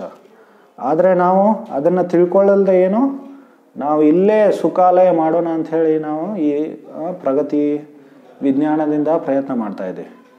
ಸೊ ಇದರಿಂದ ಏನಾಗ್ಬಿಡುತ್ತೆ, ನಮಗೆ ಪ್ರಕೃತಿಯ ವಿಕೋಪಗಳಿಂದ ನಾವು ಸಹನೆ ಮಾಡಬೇಕಾಗತ್ತೆ. ಸೊ ಅಥವಾ ಅದರ ಅನುಭವ ಮಾಡಬೇಕಾಗತ್ತೆ. ಸೊ ಅದಕ್ಕೋಸ್ಕರ ಪ್ರಭುಪಾದರು ಇಲ್ಲಿ ಏನು ಹೇಳ್ತಾ ಇದ್ದಾರೆ, ಈ ಬೃಹತ್ ಕೈಗಾರಿಕಾ ಉದ್ಯಮಗಳು ದೈವರಹಿತ ನಾಗರಿಕತೆಯ ಉತ್ಪನ್ನಗಳಾಗಿವೆ. ಅಂದರೆ ನಾವು ಸೃಷ್ಟಿಯನ್ನು ಪರಿಪೂರ್ಣ ಮಾಡೋಣ, ಭಗವಂತ ಪರಿಪೂರ್ಣ ಇಲ್ಲ, ನಾವು ಇಲ್ಲಿ ಸುಖಾಲಯ ಮಾಡೋಣ, ಮತ್ತು ಜೀವನದ ನಿಜವಾದ ಉದ್ದೇಶವನ್ನು ಮರೆತು ಬಿಡೋದು. ಸೊ ಮಾನವ ಬದುಕಿನ ಉದಾತ್ತ ಧ್ಯೇಯಗಳನ್ನು ನಾಶಗೊಳಿಸಲು ಕಾರಣವಾಗುತ್ತವೆ. ಸೊ ಬದುಕಿನ ಉದಾತ್ತ ಧ್ಯೇಯಗಳು ಅಂದರೆ ಮನುಷ್ಯ ಜೀವನದಲ್ಲಿ ವಿಶೇಷವಾಗಿ ನಾವು ಏನು ಮಾಡಬೇಕು, ಭಗವತ್ ಸಾಕ್ಷಾತ್ಕಾರಕ್ಕಾಗಿ ನಾವು ಪ್ರಯತ್ನ ಮಾಡಬೇಕು. ಸೊ ಮತ್ತೆ ಭಗವಂತನ ಕಡೆ ಹೋಗಬೇಕಾಗೋದಕ್ಕೆ ನಾವು ಪ್ರಯತ್ನ ಮಾಡಬೇಕು. ಅಂಥ ದೇಹದಿಂದ ನಾವು ಬಿಡ್ತೀವಿ, ನಾವು ವಿಮುಖರಾಗಿಬಿಡ್ತೀವಿ. ಸೊ ಅದನ್ನು ನಾಶಗೊಳಿಸುತ್ತೆ ಈ ಉದ್ಯಮಗಳು. ಯಾಕಂದರೆ ಯಾಕೆ ನಾಶಗೊಳಿಸುತ್ತೆ, ನಾನು ಚರ್ಚೆ ಮಾಡ್ತಾ ಇದ್ನಲ್ಲ, ಈ ಉದ್ಯಮಗಳು ಯಾವಾಗಲೂ ಜನರನ್ನು ಉಗ್ರ ಕ್ರಮದಲ್ಲಿ ತೊಡಗುತ್ತೆ. ಸೊ ಅನಾವಶ್ಯಕ ವಸ್ತುಗಳನ್ನು ಸಂಗ್ರಹ ಮಾಡಲು ಅದು ತೊಡಗಿಸುತ್ತೆ. ಅದರ ಉತ್ಪಾದನೆ ಮತ್ತು ಸಂಗ್ರಹ ಮಾಡೋದು, ಅದನ್ನು ಮಾರಾಟ ಮಾಡೋದು. ಸೊ ಅದರಿಂದ ಜೀವನದ ಧ್ಯೇಯಗಳು ಏನು ನಾಶ ಆಗಿಬಿಡುತ್ತೆ. ಅಂಥ ವಿನಾಶಕಾರಿ ಕೈಗಾರಿಕೆಗಳನ್ನು ಹೆಚ್ಚಿಸುತ್ತಾ ಹೋದಲ್ಲಿ ಅವು ಮಾನವನ ಅಗತ್ಯ ಶಕ್ತಿಯನ್ನು ಹೀರಿಬಿಡುತ್ತವೆ. ಸೊ ನಾವು ನಮ್ಮ ಶಕ್ತಿಯನ್ನು ನಾವು ಸರಳವಾಗಿ ಜೀವನವನ್ನು ನಿಸರ್ಗದ ಸಮೀಪ ಜೀವನ ಮಾಡುತ್ತಾ ಕಡಿಯುವುದನ್ನು ಬಿಟ್ಟು ನಾವು ಶಕ್ತಿಯನ್ನು ಎದರಲ್ಲಿ ತೊಡಗ್ತೀವಿ, ಯಾವುದು ಅವಶ್ಯಕತೆ ಇಲ್ಲ ಅದನ್ನು ಉತ್ಪಾದನೆ ಮಾಡೋದರಲ್ಲಿ ತೊಡಗಿಸಿ ಏನು ಮಾಡಿಬಿಡ್ತೀವಿ, ನಮ್ಮ ಮಾನವ ಅಗತ್ಯಕ ಶಕ್ತಿಯನ್ನು, ವೈಟಲ್ ಎನರ್ಜಿ ಅಂಥೇಳಿ ಆಂಗ್ಲ ಭಾಷೆಯಲ್ಲಿ ಪ್ರಭುಪಾದರು ಇದನ್ನು ಬರೆದಿದ್ದಾರೆ. ಸೊ ಇದರಿಂದ ಕೆಲವರು ಉಳಿದವರನ್ನು ಶೋಷಿಸಿ ವಿಲಾಸಮಯ ಜೀವನವನ್ನು ನಡೆಸಬಹುದಾದರೂ ಜನಸಾಮಾನ್ಯರಲ್ಲಿ ಅಶಾಂತಿ ಅತೃಪ್ತಿಗಳು ತಾಂಡವವಾಡುತ್ತವೆ. ಈಗಿನ ಕಾಲದಲ್ಲಿ ನೋಡಿ ಎಷ್ಟು ಜನರು ಅಶಾಂತರಾಗಿದ್ದಾರೆ. ಮತ್ತು ಎಲ್ಲರೂ ಅತೃಪ್ತಿ, ಯಾವಾಗಲೂ ಇನ್ನೂ ಎಷ್ಟು ಹಣ ಬೇಕು, ಹಣ ಹಣ ಹಣ ಹಣ ಅಂಥೇಳಿ ತೃಪ್ತಿ ಅನ್ನೋದೇ ಜೀವನದಲ್ಲಿ ಇಲ್ಲ. ಯಾಕಂದರೆ ಇದೊಂದು ಕನ್ಸ್ಯೂಮರಿಸ್ಟಿಕ್ ಸೊಸೈಟಿಯ. ಮತ್ತು ನಮ್ಮ ಆಸೆ ಆಕಾಂಕ್ಷೆಗಳನ್ನು ನಾವು ಎಷ್ಟು ಹೆಚ್ಚಿಗೆ ಮಾಡ್ಕೊಂಬಿಟ್ಟಿದ್ದೀವಿ ಅಂದರೆ ತೃಪ್ತಿ ಅನ್ನೋದು ಇಲ್ಲವೇ ಇಲ್ಲ. ಸೊ ಇದು ಎದಕ್ಕಾಗತ್ತೆ ಈ ಥರ, ಯಾಕಂದರೆ ನಮ್ಮ ಜೀವನದ ಗುರಿಯನ್ನು, ಧ್ಯೇಯವನ್ನು, ನಾವು ನಿಜವಾದ ಧ್ಯೇಯವನ್ನು ಮರೆತು ಬಿಡ್ತೀವಿ ನಾವು. ಸೊ ನಮ್ಮ ನಿಜವಾದ ಧ್ಯೇಯ ಈ ಜಗತ್ತಿನಲ್ಲಿ ಸುಖಾಲಯ ಮಾಡೋದಲ್ಲ, ನಮ್ಮ ನಿಜವಾದ ಧ್ಯೇಯ ಈ ಜಗತ್ತನ್ನು ಬಿಟ್ಟು ಹೋಗೋದು. ಯಾಕಂದರೆ ಇದನ್ನು ನಾವು ಬದಲಾವಣೆ ಮಾಡಲಿಕ್ಕೆ ಸಾಧ್ಯನೇ ಇಲ್ಲ. ಆದರೆ ಒಂದು ಥರ ನಾವು ಧರ್ಮ ಪಾಲನೆ, ಧಾರ್ಮಿಕ ಜೀವನ ನಡೆಸಿದ್ರೇನು, ಒಂದು ಹಂತದಲ್ಲಿ ನಾವು ಶಾಂತಿಪೂರ್ವಕವಾಗಿ ಜೀವನ ನಡೆಸಿ ನಾವು ಭಗವಂತನ ಕಡೆಗೆ ಮುಂದುವರಿಬಹುದು. ಧಾನ್ಯಗಳು, ವನಸ್ಪತಿಗಳು, ಹಣ್ಣುಗಳು, ನದಿಗಳು, ರತ್ನ ಮತ್ತು ಖನಿಜಭರಿತ ಪರ್ವತಗಳು, ಮುತ್ತಿನ ಸಮೃದ್ಧಿಯಿಂದ ಕೂಡಿದ ಸಾಗರಗಳು, ಇಂಥ ಪ್ರಾಕೃತಿಕ ಕೊಡುಗೆಗಳು ಈ ಪರಮನ ಅಪ್ಪಣೆಯಂತೆ ಒದಗುತ್ತವೆ. ಇವೆಲ್ಲ ಪ್ರಾಕೃತಿಕ ನೈಸರ್ಗಿಕ ಕೊಡುಗೆಗಳೇನಿದೆ ಅಲ್ಲ, ಅದು ಭಗವಂತನ ಇಚ್ಛೆಯಿಂದ ನಮಗೆ ದೊರಕುತ್ತೆ. ಸೊ ಯಾರಾದರೂ ನಮಗೆ ಈಗ ನೀರಿನ ಕೊರತೆ ಇದೆ, ಯಾರಾದರೂ ನಮ್ಗೆ ನೀರು ತರಲಿಕ್ಕೆ ಸಾಧ್ಯ, ಮಳೆ ಬರೆಸಲಿಕ್ಕೆ ಸಾಧ್ಯ ಇದೆಯಾ? ಇಲ್ಲಲ್ಲ, ನಮ್ಮ ಕೈಯಲ್ಲಿಲ್ಲಲ್ಲ ಅದು. ಅದು ಭಗವಂತನ ಕೈಯಲ್ಲಿದೆ. ಸೊ ಧಾನ್ಯಗಳ ಉತ್ಪಾದನೆಯೂ ಭಗವಂತನ ಕೈಯಲ್ಲಿದೆ, ಔಷಧಿಗಳ ಉತ್ಪಾದನೆಯೂ ಭಗವಂತನ ಕೈಯಲ್ಲಿದೆ, ನಮ್ಮ ಕೈಯಲ್ಲಿಲ್ಲ ಅದು. ಸೊ ನಿಸರ್ಗನೇ ಕೊಟ್ಟಾಗನೇ ನಮಗೆ ಸಿಗೋದು. ಸೊ ಇವೆಲ್ಲ ನೈಸರ್ಗಿಕ ಕೊಡುಗೆಗಳು.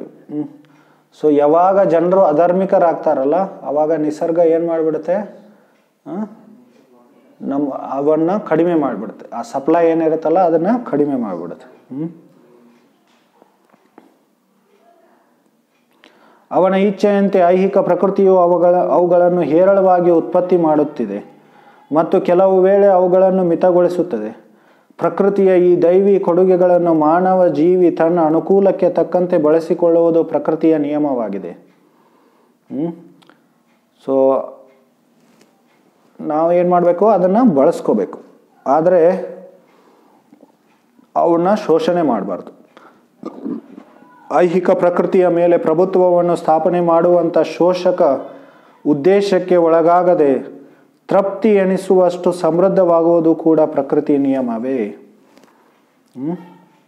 ನಾವೇನು ಮಾಡಬಾರ್ದು, ಪ್ರಕೃತಿ ಮೇಲೆ ಪ್ರಭುತ್ವವನ್ನು ಸ್ಥಾಪನೆ ಮಾಡುವ ಶೋಷಕ ಉದ್ದೇಶವನ್ನು ಬೆಳೆಸ್ಕೋಬಾರ್ದು. ಸೊ ಪ್ರಕೃತಿಯ ಸ್ವಾಮಿ ಯಾರು? ಭಗವಂತ ಪ್ರಕೃತಿಯ ಸ್ವಾಮಿ. ಕೃಷ್ಣ ಏನು ಭಗವದ್ಗೀತೆಯಲ್ಲಿ ಏನು ಹೇಳ್ತಾನೆ, ದೈವೇಶ ಗುಣಮಯಿ ಮಮ ಮಾಯಾ ಧುರತ್ತೆಯ ಮಾಮೇವ ಪ್ರಪದ್ಯಂತೆ ಮಾಯಾಮೇತಾಂ ತರಂತಿತೆ. ಈ ಮಾಯಾಶಕ್ತಿ ಏನಿದೆ ಅದು ನನ್ನ ಶಕ್ತಿ. ಸೊ ಮಾಯಾಶಕ್ತಿ ಭಗವಂತನ ಪ್ರಕೃತಿ ಏನಿದೆ ಅದು ಭಗವಂತನ ಒಂದು ಶಕ್ತಿ. ಅದರ ಸ್ವಾಮಿ ಭಗವಂತ. ನಾವು ಅದರ ಸ್ವಾಮಿ ಆಗಲಿಕ್ಕೆ ಸಾಧ್ಯ ಇಲ್ಲ. ಆವಾಗ ಏನಾಗ್ಬಿಡ್ತಾಳೆ ಆ ಮಾಯಾದೇವಿ, ಏನು ದುರ್ಗಾದೇವಿ ಆಗಿ ನಮ್ಮನ್ನೆಲ್ಲರನ್ನ ಚೆನ್ನಾಗಿ ಶಿಕ್ಷೆ ಕೊಡ್ತಾಳೆ. ಸೊ ದುರ್ಗಾದೇವಿ ಕೈಯಲ್ಲಿ ಏನಿರುತ್ತೆ, ತ್ರಿಶೂಲ ಇರುತ್ತಲ್ಲ, ತ್ರಿಶೂಲದಿಂದ ನಮಗೆ, ತ್ರಿಶೂಲ ಅಂದರೆ ಏನದು, ಈ ಆದಿ ಆತ್ಮಿಕ, ಆದಿ ದೈವಿಕ, ಆದಿ ಭೌತಿಕ ಕ್ಲೇಶಗಳಿದೆ. ಆ ಕ್ಲೇಶಗಳಿಂದ ನಮಗೆ ಏನು ಮಾಡೋ, ದಂಡ ಕೊಡ್ತಾಳೆ, ಅವ್ರು ಶಿಕ್ಷೆ ಕೊಡ್ತಾಳೆ. ಹೋದ್ಸಲ ನಾವು ಚರ್ಚೆ ಮಾಡ್ತಾ ಇದ್ದೀವಿ 1-2 ವಾರ ಹಿಂದೆ, ಈ ಕೊರೋನಾ ವೈರಸ್ ಏನಿದೆ ಇದೊಂದು ಭೌತಿಕ ಕ್ಲೇಶ. ಇದು ಆದಿ ಭೌತಿಕ ಕ್ಲೇಶ. ಬೇರೆ ಜೀವಿಗಳಿಂದ ಈ ಥರ ಕೀಟಾಣುಗಳಿಂದ ಏನು ನಮಗೆ ತೊಂದರೆ ಆಗುತ್ತೆ, ಅದಕ್ಕೆ ಆದಿ ಭೌತಿಕ ಕ್ಲೇಶ ಅಂತ ಹೇಳ್ತಾರೆ. ಸೊ ಈ ಥರ ಮಾಯಾದೇವಿ ನಮಗೇನು ದಂಡ ಕೊಡ್ತಾಳೆ. ನಮ್ಮ ಭೋಗಾಂಶೆಗಾಗಿ ತಕ್ಕಂತೆ ಐಹಿಕ ಪ್ರಕೃತಿಯನ್ನು ಶೋಷಿಸಲು ನಾವು ಪ್ರಯತ್ನಿಸಿದಂತೆಲ್ಲ ಈ ಶೋಷಕ ಪ್ರಯತ್ನಗಳ ಪ್ರತಿಕ್ರಿಯೆಯಲ್ಲಿ ನಾವು ಸಿಕ್ಕಿ ಹಾಕಿಕೊಳ್ಳುತ್ತೇವೆ. ನಮ್ಮಲ್ಲಿ ಸಾಕಷ್ಟು ಧಾನ್ಯ, ಫಲ, ವನಸ್ಪತಿ, ಔಷಧಿಗಳು ಇರುವಾಗ ಕಸಾಯಿಖಾನೆಯನ್ನು ನಡೆಸುವ ಅಥವಾ ಬಡ ಪ್ರಾಣಿಗಳನ್ನು ಕೊಲ್ಲುವ ಅಗತ್ಯವಾದರೂ ಎಲ್ಲಿದೆ? ಸೊ ಹೇಗೆ ಶೋಷಣೆ ಮಾಡ್ತೀವಿ ನಾವು. ನಮ್ಮ ನಾಸ್ತಿಕ ಭಾವನೆಯಿಂದ ಎಲ್ಲ ಪ್ರಾಣಿಗಳನ್ನು ಹತ್ಯೆ ಮಾಡೋದು, ತಿನ್ನೋದು, ಅಥವಾ ಎಲ್ಲ ಪ್ರಕೃತಿಯ ಕೊಡುಗೆಗಳ ಮೇಲೆ ಶೋಷಣೆ ಮಾಡೋದು. ದೊಡ್ಡ ದೊಡ್ಡ ಕಾರ್ಖಾನೆಗಳನ್ನು ಮಾಡಿ ಅದರಿಂದ ಏನು ಮಾಡೋದು, ಕಾರ್ಖಾನೆಗಳು ದೊಡ್ಡ ದೊಡ್ಡ ಪಟ್ಟಣಗಳನ್ನು ನಿರ್ಮಾಣ ಮಾಡಿ ಅದನ್ನು ಎಲ್ಲ ನದಿಗಳನ್ನು ಮತ್ತು ಬೇರೆ ಬೇರೆ ರಿಸೋರ್ಸಸ್ ಏನಿದೆ ಅಲ್ಲ ಅದನ್ನು ನಾಶ ಮಾಡೋದು. ಸೊ ತನಗೆ ತಿನ್ನಲು ಸಾಕಷ್ಟು ಧಾನ್ಯ ಮತ್ತು ತರಕಾರಿಗಳು ಇರುವಾಗ ಮನುಷ್ಯ ಒಂದು ಪ್ರಾಣಿಯನ್ನು ಕೊಲ್ಲಬೇಕಾಗಿಲ್ಲ. ನದಿಗಳ ನೀರಿನ ಪ್ರವಾಹ ಜಮೀನನ್ನು ಫಲವತ್ತಾಗಿ ಮಾಡುತ್ತದೆ. ನಮಗೆ ಬೇಕಾದ್ದಕ್ಕಿಂತ ಹೆಚ್ಚಿಗೆ ನಮ್ಮಲ್ಲಿದೆ. ಪರ್ವತಗಳಲ್ಲಿ ಖನಿಜಗಳ ಉತ್ಪತ್ತಿ ಇದೆ, ಸಾಗರಗಳಲ್ಲಿ ರತ್ನಗಳಿವೆ. ಮಾನವ ನಾಗರಿಕತೆಯು ಸಾಕಷ್ಟು ಪ್ರಮಾಣದಲ್ಲಿ ಧಾನ್ಯ, ಖನಿಜ, ರತ್ನ, ನೀರು, ಹಾಲು ಇತ್ಯಾದಿಗಳು ಹೊಂದಿರುವಾಗ ನತದ್ರಷ್ಟ ವ್ಯಕ್ತಿಗಳನ್ನು ದುಡಿಮೆಗೆ ಹಚ್ಚಿ ಆತಂಕಕಾರಿ ಕೈಗಾರಿಕಾ ಉದ್ಯಮಿಗಳನ್ನು ಬೆನ್ನು ಹತ್ತುವ ಅಗತ್ಯವಾದರೂ ಎಲ್ಲಿದೆ? ಆದರೆ ಈ ಎಲ್ಲ ಪ್ರಾಕೃತಿಕ ಕೊಡುಗೆಗಳು ಭಗವಂತನ ಅನುಗ್ರಹವನ್ನು ಅವಲಂಬಿಸಿದೆ. ಸೊ ಇಲ್ಲಿ ಕುಂತಿದೇವಿ ಏನು ಹೇಳ್ತಾ ಇದ್ದಾಳೆ, ಹೇ ದಂತೆ ತವ ವೀಕ್ಷಿತ ಅಂದರೆ ನಿನ್ನು ನೋಡೋದರಿಂದ. ಸೊ ಭಗವಂತನ ದೃಷ್ಟಿಪಾತದಿಂದ ಏನಾಗುತ್ತೆ, ಇಲ್ಲಿ ಇವೆಲ್ಲ ನೈಸರ್ಗಿಕ ಕೊಡುಗೆಗಳು ಸಮೃದ್ಧವಾಗಿ ನಮಗೆ ಸಿಗುತ್ತವೆ. ನಮ್ಮ ಈಗಿನ ಅಗತ್ಯವೆಂದರೆ ಭಗವಂತನ ನಿಯಮಗಳಿಗೆ ಅಧೀನವಾಗಿರುವುದು ಮತ್ತು ಭಕ್ತಿ ಸೇವೆಯಿಂದ ಮಾನವ ಜೀವನದ ಪರಿಪೂರ್ಣತೆಯನ್ನು ಸಾಧಿಸುವುದು. ಕುಂತಿದೇವಿಯ ಈ ಸೂಚನೆಗಳು ನಿರ್ದಿಷ್ಟವಾಗಿವೆ. These are all important. ಭಗವಂತನ ಅನುಗ್ರಹ ಎಲ್ಲರ ಮೇಲೂ ಇರಲಿ, ಅವನ ದಯೆಯಿಂದ ನಿಸರ್ಗ ಸಮೃದ್ಧಿಯು ಒಂದೇ ಸಮನೆ ಉಳಿದುಕೊಂಡು ಬರಲಿ ಎಂದು ಅವಳು ಬಯಸುತ್ತಾಳೆ. ಸೊ ಈ ಥರ ಭಗವಂತನ ಕೃಪೆಯಿಂದ ನಮಗೆ ಪ್ರಕೃತಿ ಏನು ಎಲ್ಲ ಅವಶ್ಯಕತೆಗಳನ್ನು ಪೂರೈಸುತ್ತದೆ. ಇಲ್ಲಾಂದರೆ ನಾವು ಈ ಥರ ಶಿಕ್ಷೆಗೊಳಗಾಗಿ, ಪ್ರಕೃತಿಯ ವಿಕೋಪದಿಂದ ಶಿಕ್ಷೆಗೊಳಗಾಗಿ ತುಂಬ ಕಷ್ಟಗಳನ್ನು ಅನುಭವ ಮಾಡಬೇಕು. ಇದನ್ನೆಲ್ಲ ಏನು ಈ ಥರ ಎಲ್ಲ ಭಾಗವತದಿಂದ ಇದನ್ನೆಲ್ಲ ಯಾರು ರಾಜಕಾರಣಿಗಳು, ವಿಶೇಷವಾಗಿ ನಾಯಕರು, ಮುಖಂಡರು, ಸಮಾಜದ ಮುಖಂಡರು ಇದನ್ನು ತಿಳ್ಕೋಬೇಕು. ಸೊ ಇಲ್ಲಿ ಆಮೇಲೆ 10ನೇ ಅಧ್ಯಾಯದ 1ನೇ ಸ್ಕಂದದ 10ನೇ ಅಧ್ಯಾಯದ 4ನೇ ಶ್ಲೋಕದಲ್ಲಿ ಸುತಮುನಿಗಳು ಹೇಳ್ತಾರೆ, ಕಾಮಂ ವವರ್ಷ ಪರ್ಜನ್ಯ ಸರ್ವಕಾಮಾಧುಗಾಮಯಿ ಶಿಶಿಚೂಹು ಸ್ಮ ವ್ರಜನ್ ಗಾವಃ ಪಯಸೋದಸ್ವತಿರ್ಮುದಾ. ಏನು ಹೇಳ್ತಾ ಇದ್ದಾರೆ? ಮಹಾರಾಜ ಯುಧಿಷ್ಠಿರನ ಆಳ್ವಿಕೆಯ ಅವಧಿಯಲ್ಲಿ ಮೋಡಗಳು ಜನರ ಅಗತ್ಯಕ್ಕೆ ತಕ್ಕಷ್ಟು ಮಳೆ ಸುರಿದವು. ಕಾಮಂ ವವರ್ಷ ಪರ್ಜನ್ಯ ಅಂದರೆ, ಪರ್ಜನ್ಯ ಅಂದರೆ ಮಳೆ. ಕಾಮಂ ಅಂದರೆ ನಮಗೆ ಎಷ್ಟು ಅಗತ್ಯವಿದೆ ಅಷ್ಟೇ ಮಳೆ ಏನು ಸುರಿತಾ ಇತ್ತು, ಮೋಡಗಳು. ಈಗ ನೋಡಿ, ಒಂದೊಂದು ಸಲ ಮಳೆ ಎಷ್ಟು ಜೋರಾಗಿ ಹೊಡೆಯುತ್ತೆ, ಎಲ್ಲ ಪ್ರವಾಹ ಬಂದು ಜನರನ್ನು ಹರಿಸ್ಕೊಂಡು ಹೋಗಿಬಿಡುತ್ತೆ, ಕೊಚ್ಚಿಕೊಂಡು ಹೋಗಿಬಿಡುತ್ತೆ. ಮತ್ತು ಇನ್ನೊಂದು ಸಲ ಏನು ಮಳೆನೇ ಆಗಲ್ಲ, ಬರಗಾಲ ಬಂದ್ಬಿಡುತ್ತೆ.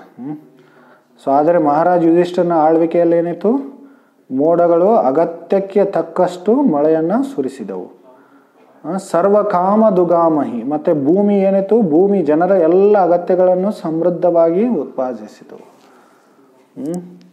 ಸೊ ನಮಗೆ ಧಾನ್ಯಗಳು, ಹಣ್ಣು ಹಂಪಲುಗಳು, ಔಷಧಿಗಳು ಇವೆಲ್ಲ ಎಲ್ಲಿಂದ ಸಿಗುತ್ತೆ? ಸೊ ಭೂಮಿಯಿಂದ ಸಿಗುತ್ತೆ. ಶಿಶಿಚುಹು ಸ್ಮ ವ್ರಜನ್ ಗಾವಃ ಅಂದರೆ, ಗಾವ ಅಂದರೆ ಗೋವುಗಳು, ಹಸುಗಳು. ಉಬ್ಬಿದ ಕೆಚ್ಚಲಿನ ಮತ್ತು ಹರ್ಷ ಚಿತ್ತದ ಹಸುಗಳು ಹುಲ್ಲು ಮೇಯುವ ನೆಲವನ್ನು ಹಾಲಿನಿಂದ ಒದ್ದೆ ಮಾಡುತ್ತಿದ್ದವು. ಹುಲ್ಲು ಗೋಮಾಳ ಅಂತೀವಲ್ಲ ನಾವು, ಗೋಚರಣ ಭೂಮಿ ಅಥವಾ ಗೋಮಾಳ ಅಂತೀವಲ್ಲ, ಆ ನೆಲವನ್ನು ಹಾಲಿನಿಂದ ಅವೇನು ಮಾಡಿಬಿಟ್ಟು ಒದ್ದೆ ಮಾಡಿದವು. ಅಂದರೆ ಹಾಲು ತುಂಬಿ ಹರಿತಾ ಇತ್ತು ಅವ ಕೆಚ್ಚಲುಗಳಲ್ಲಿ, ಹಸುವಿನ ಕೆಚ್ಚಲುಗಳಲ್ಲಿ. ಸೊ ನಾನು ಹಿಂದಿನ ಶ್ಲೋಕದಲ್ಲಿ ಚರ್ಚೆ ಮಾಡ್ತಾ ಇದ್ದೀವಲ್ಲ, ಕುಂತಿದೇವಿ ಎಲ್ಲದರ ಬಗ್ಗೆ ಹೇಳಿದ್ಲು. ಏನು ಔಷಧಿಗಳ ಬಗ್ಗೆ, ಧಾನ್ಯಗಳ ಬಗ್ಗೆ, ಖನಿಜ ಪದಾರ್ಥಗಳ ಬಗ್ಗೆ, ನೀರಿನ ಬಗ್ಗೆ, ನದಿಗಳ ಬಗ್ಗೆ, ಆದರೆ ಹಾಲಿನ ಬಗ್ಗೆ ಹೇಳಿರಲಿಲ್ಲ. ಇಲ್ಲಿ ಈ ಶ್ಲೋಕದಲ್ಲಿ ಸುತ ಗೋಸ್ವಾಮಿ ಏನು ಹೇಳ್ತಾ ಇದ್ದಾರೆ, ಈ ಯುಧಿಷ್ಠಿರನ ರಾಜ್ಯದಲ್ಲಿ ಏನು ಎಲ್ಲ ಗೋಮಾಳಗಳು ಏನು ಹಾಲಿನಿಂದ ಒದ್ದೆ ಆದವು ಅಂತ, ಅಷ್ಟು ಹಾಲು ತುಂಬಿ ತುಂಬಿ ಹರಿತಾ ಇತ್ತಂತ.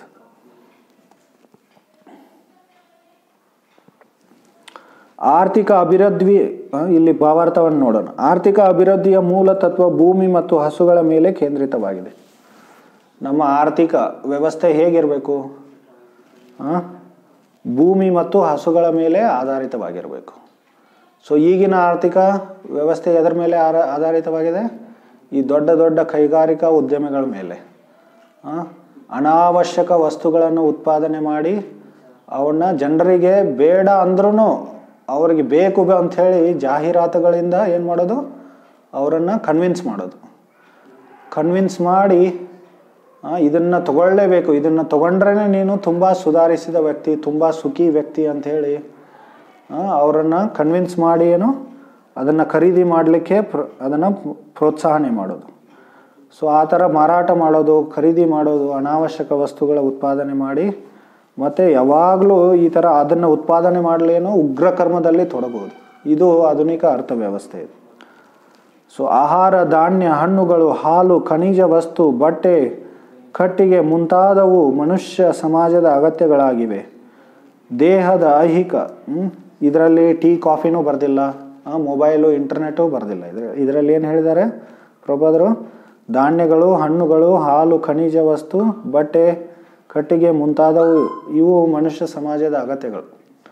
ಸೊ ನಾವು ಟೀ ಕಾಫಿ ಕುಡಿಲಿಲ್ಲ ಅಂದರೆ ಜೀವಿಸಲ್ಲ ಅಂತಲ್ಲ, ಆ ಜೀವನದ ಅವಶ್ಯಕತೆಗಳಲ್ಲ ಅವು. ಈಗ ಭಾರತೀಯರು ಇಷ್ಟು ಗುಲಾಮರಾಗ್ಬಿಟ್ಟಿದ್ದಾರೆ ಅಂದರೆ ಏನೇನು ಬ್ರಿಟಿಷರು ಕಲಿಸ್ಕೊಟ್ರಲ್ಲ, ಟೀ ಕಾಫಿ ಕುಡಿಲಿಕ್ಕೆ ಕಲಿಸ್ಕೊಟ್ರು. ಇವರು ಏನು ಮಾಡಿದ್ರು, ಟೀ ಕಾಫಿ ಅದನ್ನು ದೊಡ್ಡ ವಿಷಯ ಮಾಡಿಬಿಟ್ರು. ಈಗ ಹೌದಲ್ಲ, ಯಾರ್ಯಾರು ಟೀ ಕಾಫಿ ಉದ್ಯಮಿಗಳಿದಾರಲ್ಲ ಅವರಿಗೆ ತುಂಬ ಪ್ರೋತ್ಸಾಹನೆ ಕೊಡೋದು ಸಮಾಜದಲ್ಲಿ. ಈಗ ಹೋದ ವರ್ಷ ಒಬ್ಬ ಸತ್ತು ಹೋದ್ನಲ್ಲ, ಮಲೆನಾಡ ಕಣ್ಮಣಿ ಮಣ್ಮಣಿ ಏನೇನೋ ಹೇಳ್ತಾರ, ಮಾಣಿಕ್ಯ, ಮಲೆನಾಡ ಮಾಣಿಕ್ಯ. ಸೊ ಈ ಥರ ಇವೆಲ್ಲ ಅನಾವಶ್ಯಕ ವಸ್ತುಗಳನ್ನು, ಅಂಥ ಅನಾವಶ್ಯಕ ಕೆಲಸಗಳನ್ನು ಮಾಡೋದನ್ನು ಏನು ಮಾಡ್ತಾರೆ, ಅದಕ್ಕೆ ಪ್ರೋತ್ಸಾಹ. ಇದೆಲ್ಲ ಅಜ್ಞಾನದ ಲಕ್ಷಣ. ಯಾವುದು ಒಳ್ಳೆಯದು ಯಾವುದು ಕೆಟ್ಟದ್ದನ್ನು ಅದು ಎಲ್ಲ ತದ್ವಿರುದ್ಧವಾಗಿರುತ್ತೆ. ಒಳ್ಳೆಯದನ್ನು ಕೆಟ್ಟದ್ದನ್ನೋದು, ಕೆಟ್ಟದ್ದನ್ನು ಒಳ್ಳೆಯದನ್ನೋದು, ಇದು ಕಲಿಯುಗದ ಲಕ್ಷಣ. ಇದು ದೇಹದ ಐಹಿಕ ಅಗತ್ಯಗಳನ್ನು ಪೂರೈಸಲು ಈ ವಸ್ತುಗಳ ಅವಶ್ಯಕತೆ ಇದೆ. ಖಂಡಿತವಾಗಿಯೂ ಮಾಂಸ, ಮೀನು, ಕಬ್ಬಿಣದ ಆಯುಧೋಪಕರಣ ಮತ್ತು ಯಂತ್ರ ಸಾಮಗ್ರಿಗಳ ಅವಶ್ಯಕತೆ ಇಲ್ಲ. ಇಂಟರ್ನೆಟ್ ಬೇಡ, ಅವಶ್ಯಕತೆ ಇಲ್ಲ. ದೊಡ್ಡ ದೊಡ್ಡ ಫೋನ್ಗಳ ಅವಶ್ಯಕತೆನೇ ಇಲ್ಲ. ಮತ್ತು